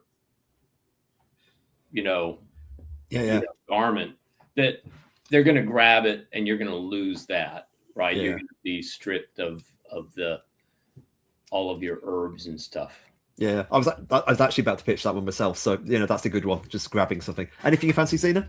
Sorry, anything Nevin wants to lose? Yeah. I'm wondering which one's worse, but I'm gonna. They're both pretty bad, yeah. I'm gonna go with losing the coat with the stuff. That is fantastic. Right, so roll one white dice, one black dice. Good luck. Cool. It's a 4. Mixed success. Do you want to roll? No. Let's just go with the complication. Okay, I say you get to narrate then. So, also, do you want to do the reduction roll now? So, roll a d6. Oh, okay. So how does that? So now I get to roll. Roll the dark dice. If you roll beneath your ruin, you reduce your ruin, and Morady doesn't notice. If you roll your ruin or above, you can reduce your ruin, but Morady does notice. Right. I mean, I feel like he's. Yeah. Anyway, it's a 3. That means reduce your ruin down to 4. No, 5. 4 rather. Whoops. What is happening? No. When did you hit your ruin 5, Morady? Why did I? I got that because when I rolled the song, the high number was a 6, but it was on the dark die. Oh yeah, I forgot about that. Sorry, that was literally 5 minutes ago. You now also can, of course, do this. But yeah, you like in the moment when Nevin does the kind of apple trick, like Morady doesn't notice that they saw you. You know, that's the bit of narration. So in other words, they did it and got away with it. Give me Nevin's narration. Tell me what this looks like with you escaping this thing, and also tell me a bit about the song of Orchard. Oh, what is the song? Yeah, let's first start with the song, I guess. But I think the song is the Song of the Orchard, right? So I think so. The song starts with basically narrating an orchard through the seasons of just how the trees change and pollinators coming through, all of that. Very sort of pastoral, I would say. But then it sort of veers into almost a almost sort of like a hymn to the orchard. The orchard provides, the orchard will I don't know, as long as you nurture it will nurture you back, and it will provide whatever you need, even if you don't know what you need, and all of that, sort of as if it's somewhat of a deity, which then also ends in this little warning that sometimes it might provide you with something you didn't expect. And that's when that song ends, I think, just with that little warning thing. It's just like, yeah. And suddenly we just see, like, first it's just one apple pop up just above the ground, and the second one, and then suddenly it's just like a small avalanche, like that just goes, and I think it will certainly distract the white, but he'd already grabbed hold of my coat. Maybe it's not a coat, maybe it's one of those I don't know, like a fishing vest or something, because that makes more sense why I would lose it easier. Anyway, and so I get to just sort of, pull myself away, sacrificing I don't know, what was I saying? Oh yeah, the vest or something. And then just running off and just going like, Raddy, I'm sure you'll get. Sorry? That's scarpering. Sorry, the British, my favourite words. Great. It's a good word. The complication is sorry. You get this sort of whispering, kind of like as you're running, and it's the voice. It's like, oh, you can hear me now, can't you? Nevin, that was resourceful. I thought perhaps Morady was the true leader here, but I see inside you have a fire which kindles. Are you well? Wait. Oh, are you the one that Nevin was talking about? I am Rowan of the Woods. And you travel to see my husband. Ah. Old Tom. He is old Tom, and his season is nearly done, and he will do anything to let it continue. He will not listen to you, and he will not give you what you need. No matter how old his song has grown, he would actually carry on being the lead voice in his choir. There are so many new songs to sing, so many better songs that could be sung into the world. Nevin, I see into your heart, and in it grows. You see a town. You see a beautiful estate, the countryside, relaxation, a beautiful life. Look, there is no greater estate than that of Rowan of the Woods. If you ended old Tom, if you were new Tom, Anything could be yours. There is a way, if you would know it.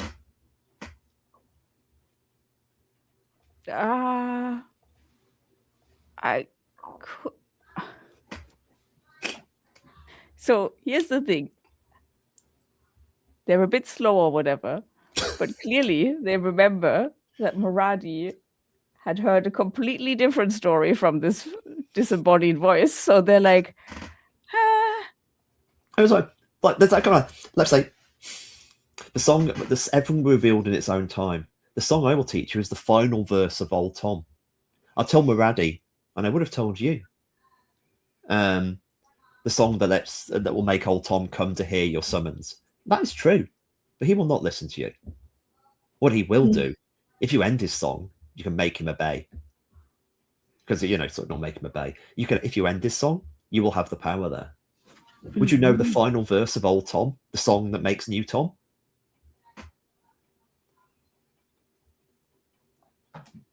I don't know. Am I? I'm trying to think. We'll hard cut away there. Yes, cut away, please. We'll leave on Nevin's face, like summoning this. We'll go back to Maradi. Yes. Maradi, you're beneath the ground. You're trapped in there. Your spells just come to the end, and there is a load of apples blocking the way out. What do you do? Now, do I see? I've escaped the white. I mean, do I see? Yeah. You don't see it. You might have seen. You arrived, you turned, and you probably saw Nevin singing the apples into existence. So you probably got a glimpse of it just as it's sealed. So, I think you know what's happened, but you almost stop, but you knew it was too late.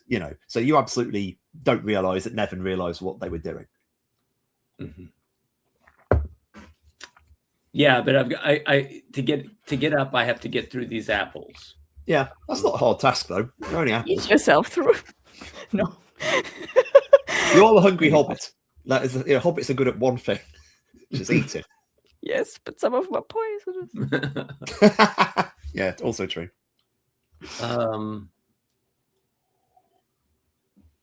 Yeah, I mean, because I could. I mean, is this a case where I could just try to work my way through them by just, or am I? I mean, because I could do the burrow again, right? Yeah. To burrow my way up. Burrow through apples. Yeah, I could try to burrow through the apples. Yeah, I think so. It's not like an enormously. You could get through there even without burrow, I reckon. It just take time. The question is time, because I reckon look behind you, and there's other voices from down there, other Hobbit songs, sort of looping around, and it's about songs you might have sung to, plague songs is the best way of putting it. The sort of ring of roses of it drifting down this Hobbit warren, and it awful kind of makes you think, how deep does this burrow you're in go? What do you do?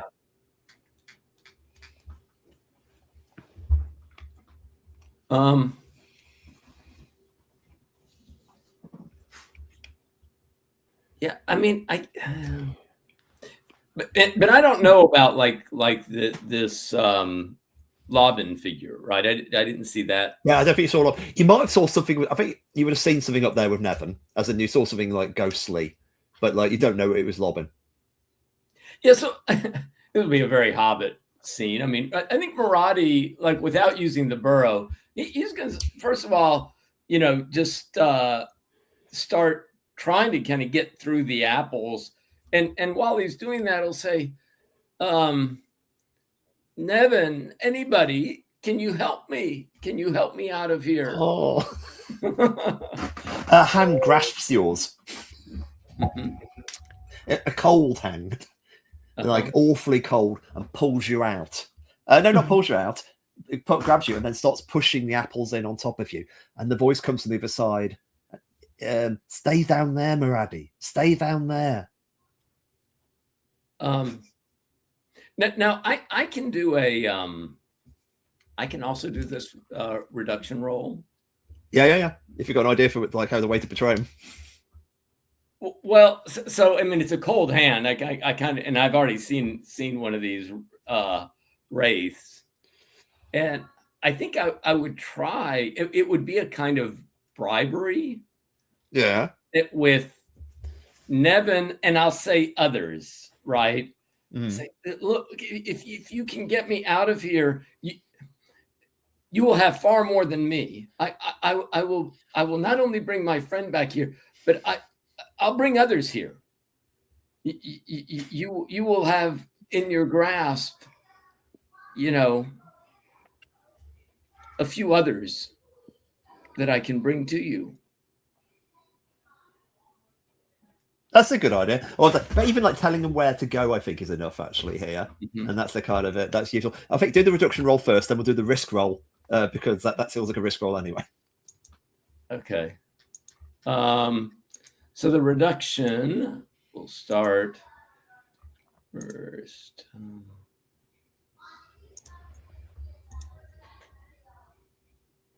So that's a 2. That's great. You get away with it.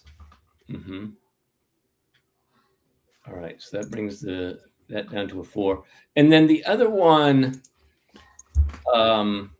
you said a risk roll. Yeah. So like, what would you want to happen? So you want them to like, I presume like you want this hobbit to let you out, and let you go, and see you carry on. That's broad. I mean, but feel free to. That's my right. Yeah. The idea is to get me out of here in one piece, right? But then I'm on the hook for. Delivering on my bargain. Yeah, that's great. What could go wrong? Doesn't believe you. Does believe you.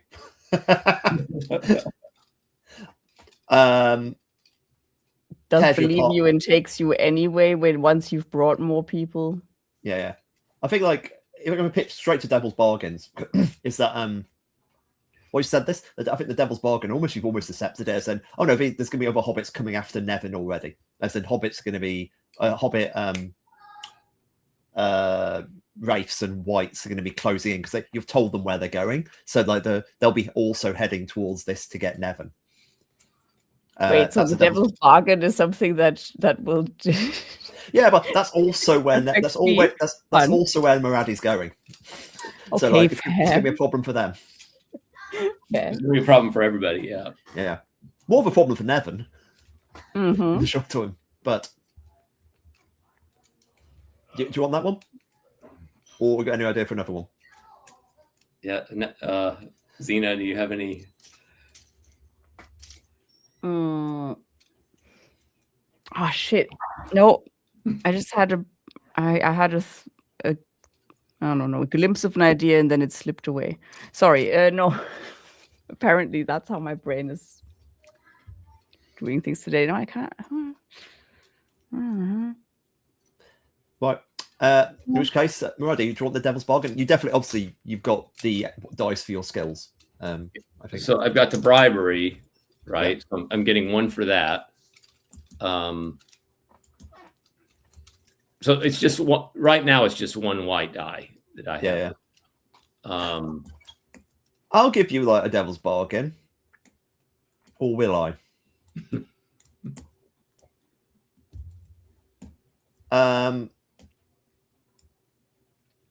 got to say, Loban tells you something you really don't want to know. I like that one. It has mystery to it. Okay, so I'll take that one. Okay, cool. So it's 2 white. Yeah. Okay. I would say it's gonna be something like I've got to probably define it already. I think you've got to actually define it rather than just leaving it open because that's the way this game works rather than this. What do you think's the awful thing Loman could tell them about that? Because I'm assuming you sort of knew each other vaguely because that's the kind of that's the energy I'm getting. What's the thing that Loban?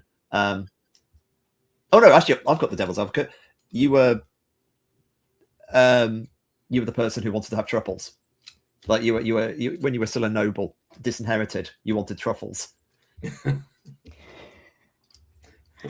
Okay. All right. I will take that. I'll take that. Okay. Yeah, you're the absolute bastard who wanted the truffles, which is great. Truffles is just a funny word because it's an awful thing that anyone's done, but the word truffle makes it amusing. I'm not sure why. Right, that's true then. I'm glad that's a good devil's bargain. So that's 2 dice plus, of course, the risk dice because this is as risky as it gets. Okay. Good luck. All right. So we got 2 light and 1 dark. Cool.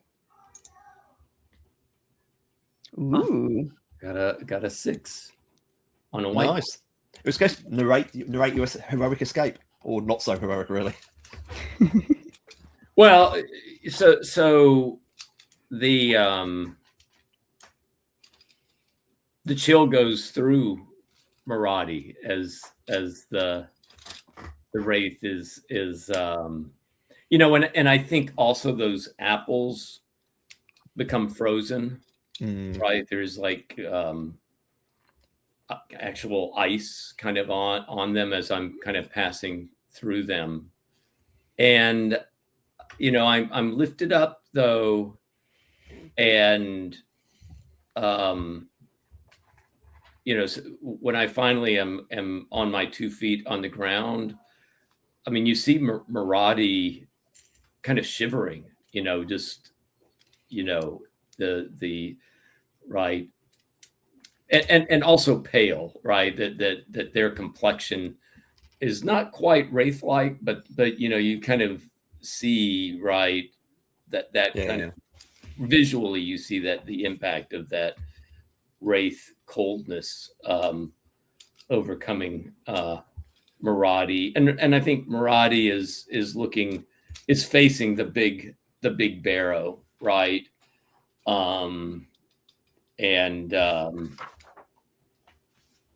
You see Maradi do that thing again where they're looking up at the big barrow, but they're also kind of looking back and clearly is kind of wondering what kind of a bargain have I made here. That's fantastic. Nevin, we'll skip back to you. Nevin, you got last thing you had an offer from Rowan of the Woods. Oh, yes. I just reminded myself of the whole don't hold back. So yes, I would like to hear. Yeah, another way to put it, you're dead in half an hour anyway. Exactly. I would like to hear this.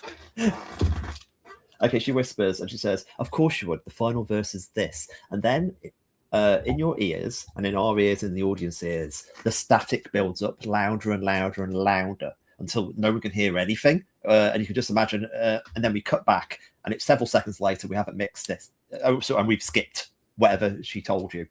And you hear the voice saying, "Yes, don't worry. When the time comes, you'll remember it all." Because you remember you remember almost all this final verse of Old Tom, but there's a bit at the end you don't remember yet. And all is timing, whether in nature or song. You increase your rune by 1 as well, though. You're back to 5. I mean, I expected that. Yeah, but only at that moment you kind of realize what's actually happening, and your voice is suddenly, when you speak, your voice is beautiful. As in, like, it's not like Rowan, but like as Rowan's, if you know what I mean. As in, like, it's a similar sort of effect Rowan's voice has. Yeah, like have the effect Forrest voiced.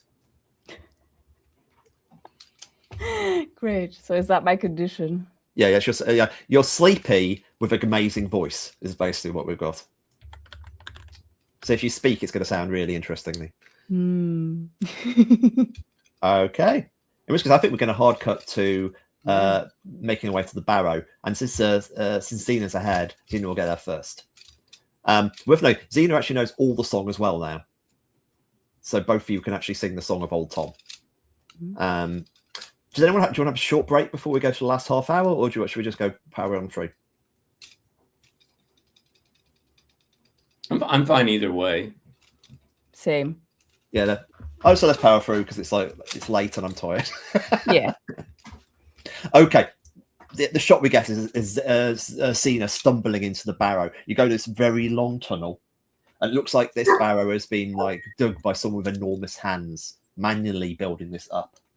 And you go in, and this very narrow corridor opens up like a bell above you, much higher. Like the whole hill is kind of hollowed out like an enormous bell.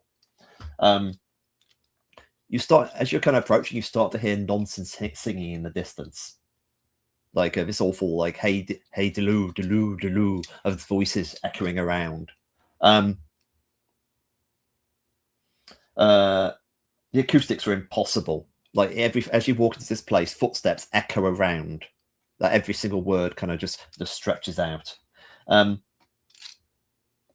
the top end there is an altar. Behind the altar is a large throne. The throne appears to be made of delicate, beautiful skulls, elf skulls, arranged. On the barrow is full of treasures. There's like treasures all piled up around it. On the altar, there is at least there are 2 elf daggers. Elf daggers, but probably really good hobbit swords. This place is open, and there's one thing you really notice on the way in is the there's on the wall in some kind of red paint, a very thick red paint.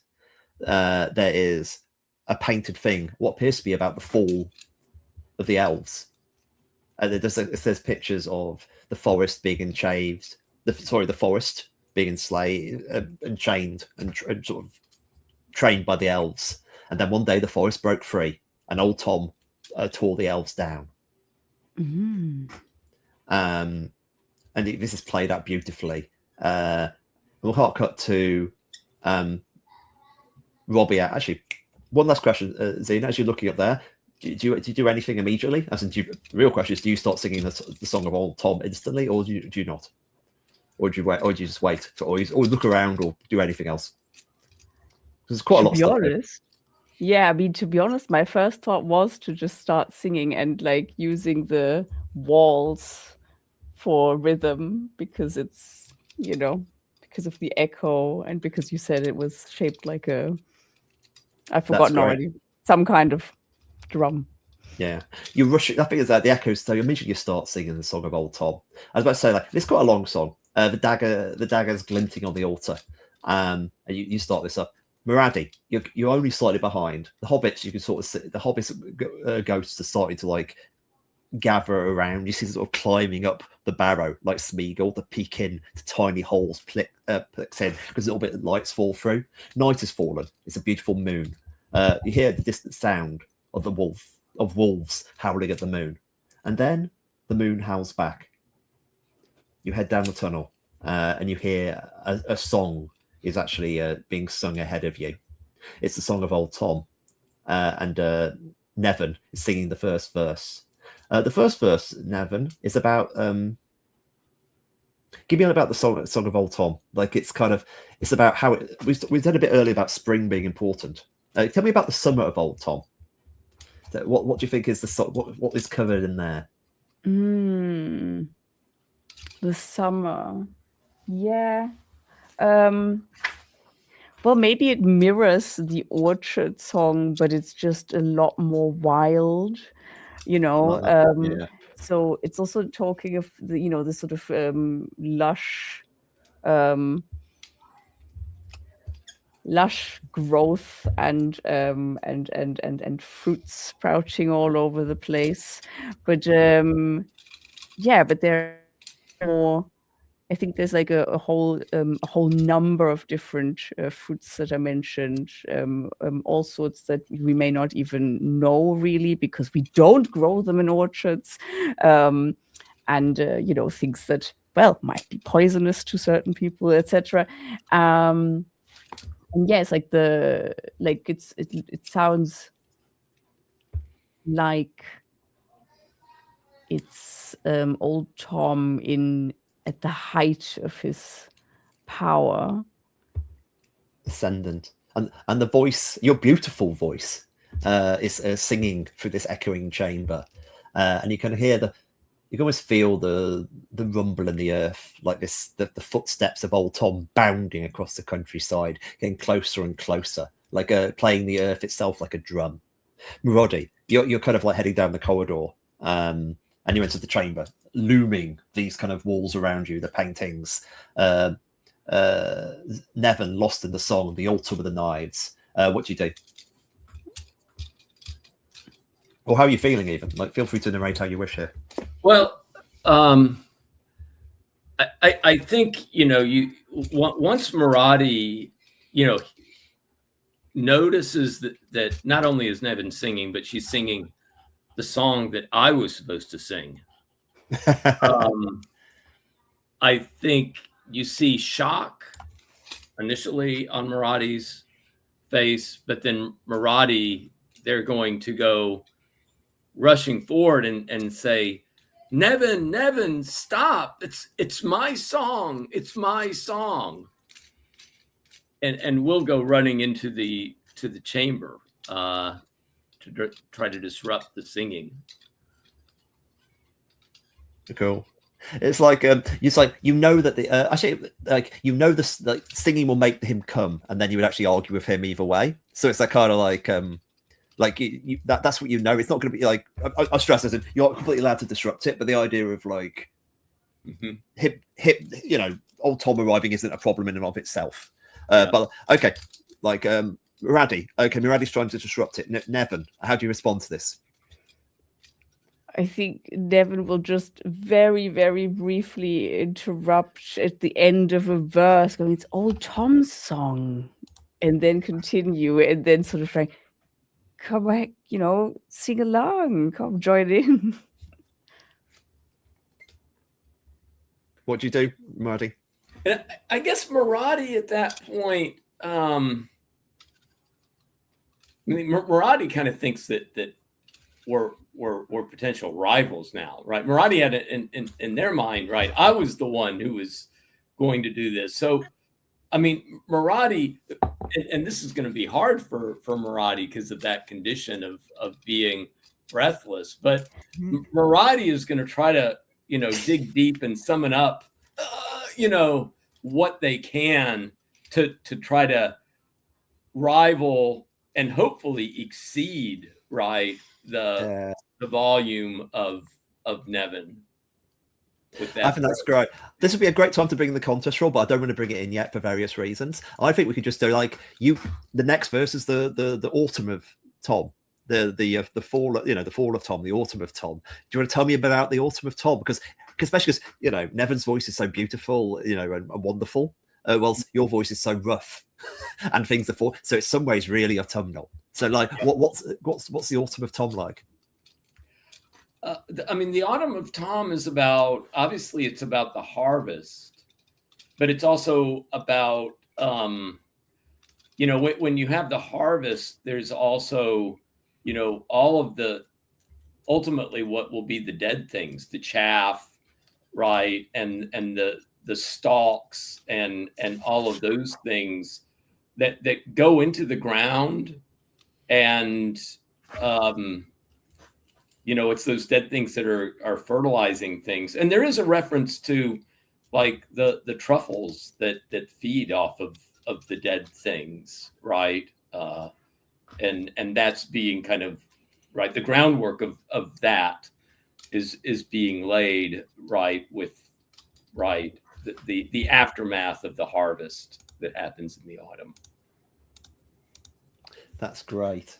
Okay, this song goes on, and the song just starts. The percussion of Tom's footsteps growing closer and closer, and if you see the Hobbit wights, the halfling, the little folk wights scurrying down the side in peril, he's approaching down the corridor with bounding feet, step after step, and there's an awful laughter bouncing around as he enters the thing. Old Thomas arrives, tall, with a large hat over his one of his heads, the long coat, and these boots, which were once yellow, now dripping red from his flesh.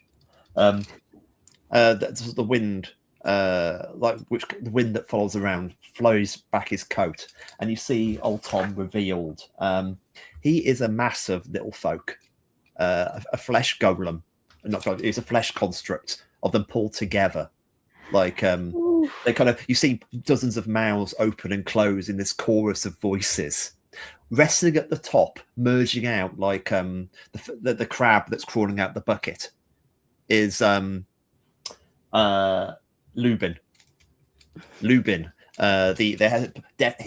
the one who is speaking His eyes are truffles bursting out of his head, flowering awfully. He laughs joyously. Old Tom here. Old Tom will be new Tom with your flesh. You join Tom. There's a place for all the little folk in the forest. There's a place for all the people in Old Tom. Ho ho ho! As he starts stepping forward, shaking. Yeah, he's pretty horrific. Lubin's body and emotions are here, even if his ghost is elsewhere.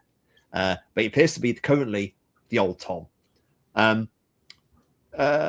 you know the final verse of Old Tom. Do you want to sing it? Sure.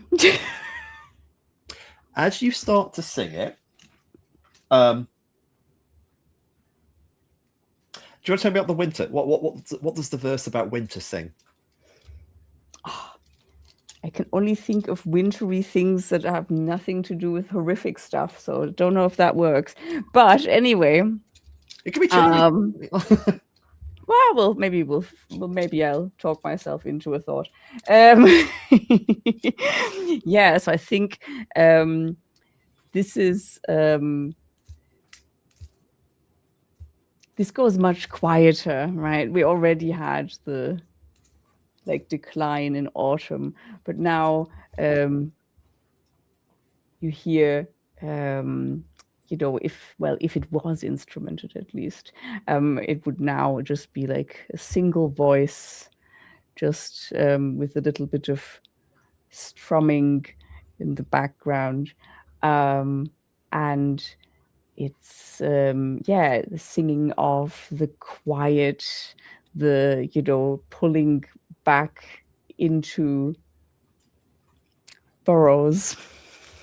That's great. Or barrows, as it were, and sort of almost wintering, right? To try and to wait for another day when you can finally stretch out your limbs again into the new sunlight. But that's a while away, and for now, the forest lays quiet. That is great. And there's a kind of the as you sort of sing it as you just approach the last, and everything's moving in slow motion now, like this awful kind of I forgot the word for slow, lentamente. The kind of the slowness is approaching as the tempo slows of Tom, and then as you approach the end, the static fades, and you remember the last bit of the song of Old Tom, the thing that will ensure that you can become new Tom, and the consort of Rowan with all the power of the land. The final note is a scream, a death scream. So somebody, to actually complete the song of Old Tom, someone has to die. What do you do? Old Tom is looming closely. I'll leave you fine. Maradi, you don't know about this final note thing at the moment. So what are you doing in the case of since Nevin has started singing? And Nevin is now singing the part that I don't know. Yeah. You can ask Rowan if you like. Feel free to do what you want, really. Well, I think, and Maradi also knows that the other wraiths are bearing down on us. Yeah. I think Maradi looks in horror at Nevin now, it's like horror and maybe some jealousy too, because they have this. But I think Maradi, knowing that the other wraiths are now coming and seeing what Tom is, I think maybe I will go to my scent song. Yeah. And what I'm going to try to do with the scent song is look for the negative scent, where I'll take a beat on where death is and use the scent to whatever way seems like it is the most free of death or wraiths. Legging it. Yeah, I'm gonna try to head to that to where hopefully, the best I can do, figure out where death and wraiths are not. This works great. Okay, like Maradi started to set this up. Nevin, you've got the Song of Old Tom aspect. So what are you going to do? Well, I think they will pull a scalpel out of the side of their boot. Yeah. And looking around to see if they can reach Maradi or not. I think that's great. I think you're going to basically, this is great. I think it's called the contest roll. Yes. The contest roll is that it's quite simple on this. Basically, you agree what's at stake, and what's at stake is, as I was like, disagree with me. I'll pitch you. Maradi gets away or gets murdered. Mm-hmm. Yeah. And then what's at stake there is if Maradi gets away, Nevin. Nevin's probably going to be the first person killed. Then it's probably a risk roll to see if Maradi manages to, the question of whether Maradi escapes Tom is an open one. So this is really basic. You get 1 light dice if you've got a relevant skill. Has anyone got a relevant skill? I would say surgery and blood would both work for me. There's a lot of blood around here. I think if what is blood sacrifice but the most efficient use of blood? What about you, Maradi? I don't think bribery, persuasion, or appraisal. It would again be possibly focus, but yeah, that's not true. But anyways, everybody, so Nevin gets 1 dice. Everyone gets as many light dice as you have ruin. So in other words, Maradi gets 4, Nevin gets 5. Okay. Is this light, did you say? Yes, light dice. Yeah. So I get the 1 and then I get 5 more. Yes. So it's 4 dice versus 6 dice to begin with. Now, take 1 dark dice if the contest is inherently dangerous. Yes, it is. So you get 1 dark dice. And now you can take as many extra dark dice as you want. To tell you what the risk is going on, each dark dice that comes up as a 1, you mark 1 ruin. Amazing. And whoever wins is whoever gets the most 6s, it's the person who wins. Mm-hmm. This is I love how high. Yeah, I'll have 20 dark dice. But the funny thing is, I have a thought about my character anyway, whether or not they get to kill Maradi. So yeah. Also, we're definitely heading towards epilogue position now. It's all going to come out. So any thoughts people have is good. So I'm excited to see who lives. Not even who lives and who dies. It's like how dies. I think more. Yeah. Fantastic. Everyone, how many dark dice are people adding to their dice pool? Worth noting. No, you just need to choose how many you want to add. Yeah. Wait, sorry, what did you say? I have to choose how many dark dice I'm... Yeah, choose how many dark dice you're adding, basically. And you automatically have 1, right? You have 1 because it's dangerous, yeah. Yeah. And did I count correctly that I get the 5 for my ruin for the light dice and then 1 for my surgery/blood, whatever skill? Absolutely. Okay, so it's 6 light. Okay, cool.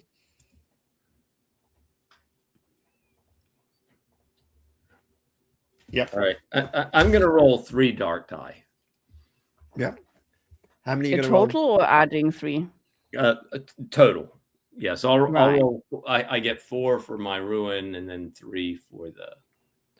There's no rules in here, by the way. So I'm going to just say that basically people can carry on adding. You can always go back and forth. Yeah. If, for example, if Xena adds 20, Robbie is entirely allowed to change the answer. Totally.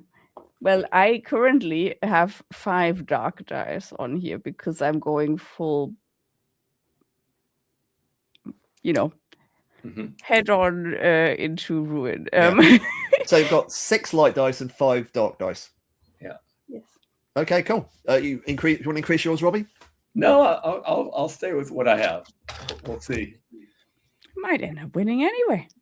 It's Okay, fine. what's on stake is the murder. So great. Good luck on the rolls. Whoever gets the most 6 wins, and how many dark dice wands? Yeah, do you want me to roll first since I'm rolling the fewer, and then we'll see Oops, what. I just clicked on mine already. Sorry. Nevin's best is a 4. That's not great. Yeah, so you've got all sorts of chances. And you have. Is it the ones on the dark die? Yeah. Okay. And you got no ruin there either.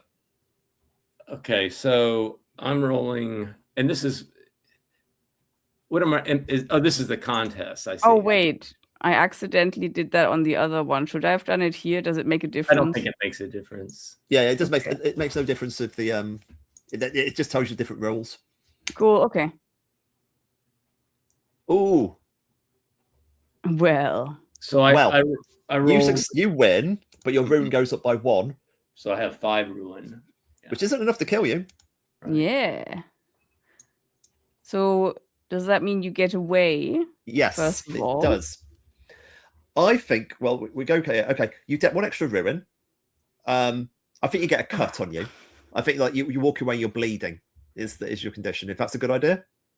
And what is the 6? So she's. You win the challenge. Right. You've escaped. Okay. Yeah. And my condition, you said, is bleeding. Yeah. Like, do you want to narrate how Maradi managed to escape? Like, Nevin can add some details about. Actually, Nevin, do you want to start by describing how you're chasing down with the awful thing pursuing you? I think. Well, but this is where I'm not sure about, like, given that I lost, do I even get agency over my death, for example? Because I have an idea. We'll come back to your death in a minute. We'll do the escape first, then we're going to come back to it. Like, well, so you failed to stab Maradi. Exactly. I'm lying. Stab him, but not stab him. Stab them, but not stab them very well. Yeah, so I think it's probably maybe it's also part of the pollen lethargy or whatever, that I'm just not that, like, first of all, maybe I'm like broadcasting my intentions far too openly with just staring at him, because I'm just not as fast as I think I am. And then Maradi being, well, breathless is one thing, but they're reasonably fast on the uptake, and so I try to go after them, just about manage to just slicing around, but then I like drop the scalpel and then probably take a fall because I'm so and so, I think probably we end this scene with you running off and me literally in the dust. Well, so, Raddy, do you want to go some more details on your kind of stabbing? But do you want to go pick up the narration more there? Yeah, well, I guess to take it up from where we left off with Nevin. I think to ensure that Nevin gets caught, you do see Maradi pause for 1 minute. Right after realizing that Nevin has fallen down, you see Maradi turn around, pick up a rock, and halflings are very good at throwing, and so I throw the rock at Nevin and says, You are now the bait that will allow me to escape, and kind of gets Nevin a good shot with the rock, and lets Nevin know that they are going to be the ones who fall victim as I scurry off down the path, down the cavern. Leaves Nevin alone with the towering figure of old Tom. This wicker man made of flesh, the lolling tolls a dolling as they lurch and dance and caper ever closer. Nevin, what happens? Tell me how this goes. Well, my thought is that Nevin grasps for the scalpel on the floor. It goes, the only way is through. and then, well, uses the scalpel on themselves. And given that I put something in the safety lines, I'm not going to go any further than that. Okay, that's like we can hard cut away from there actually, because I think Yeah. that's even dramatically speaking, it's a good hard cut. Yeah. Fantastic. In which case, like old Tom dancing on your body, capering and throwing it around happily, before he starts to head off into another hobbit. A hobbit lives, ho ho ho ho, and bounds off. And we can leave Maradi. Do you want to make a risk roll to whether you can get escape, or do you want to just narrate how you want to do it? Yeah, Have you got an epilogue narration you would like to do? Should I do the roll? I'd be very happy to go to, like, I reckon if you want, I think actually leaving him hey dilly dollying and dancing on Nevin's body. Yeah, I think we're going to do we'll do epilogues. I think we're segueing straight into epilogues. So what happens to Maradi? Well, I think what happens to Maradi, I mean, so Maradi's made this previous bargain about like trying to lead other halflings to a similar fate, right? Yeah. And I think that the way, obviously Maradi is their dreams of being in the estate are gone. But I think that the way that Maradi lures that really their own kind to like similar fates is by taking kind of, the one thing about these special truffles that we didn't know is that they really required corpses for their growth.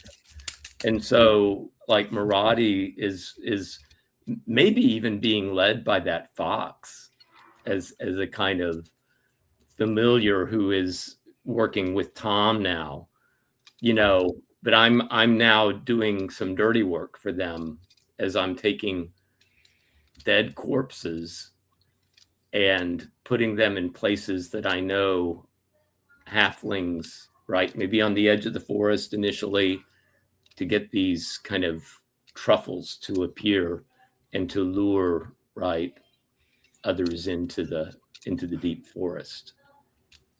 That's great. I think it's like Nevin, have you got like an epilogue? Because I've got a prompt for you if you haven't got an epilogue. Ooh, I don't actually. I was just trying to imagine which part of the body. Anyway, but yeah, I'm happy for. Yeah, I was just saying, like, it's possible that she died. Probably died before anything happened there, I guess. I mean, that's what they were trying to do anyway. I think let's give them a happy ending as far as trophy gives you one. Like the image I've got is like those kind of whites dragging like living hobbits and burying them alive in the thing fed by Maradi, and overlooking we get Nevin's white, because of course you died, but the white is not the white is the part of you that there's half of you gets eaten by Tom, the old Tom, but the ghost lives on. But I go to the image. What's the image of the ghost we see of Nevin? Ooh. I wonder if they're just sort of they have they've made a habit of just following Maradi around every time they come around to fulfill their contract, just to sort of, it's not even about like,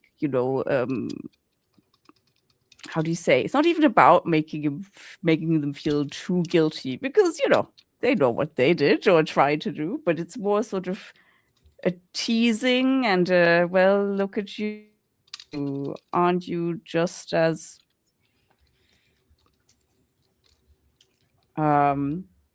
captive as I am? And every so often maybe they just come and sort of whisper in their ears, like, "I've made up a new song for you." And yeah, I don't know how much Muradi likes or dislikes this, but I guess this is Nevin's way to pass eternity. I think honestly, like haunting someone is just like good hater mode. And like the truffles ripening on bodies, the ghosts living on. And I think the final image will kind of give is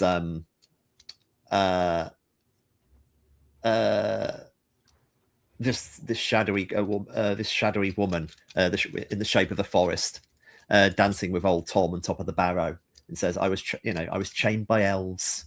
I will not be chained for a man more than your brief year, but your year goes on and on, old Tom. Tom of the Woods is a jolly fellow, sky blue jacket with boots of yellow. But they say on the day when you'll be dead, you'll see old Thomas with boots of red. And thank you for playing. That's true. Thank you. Yeah. I've got the image also, like the after credit sequence is Muradi just waking up at night with the song still going round their head. Anywho. Right, thanks so much for that.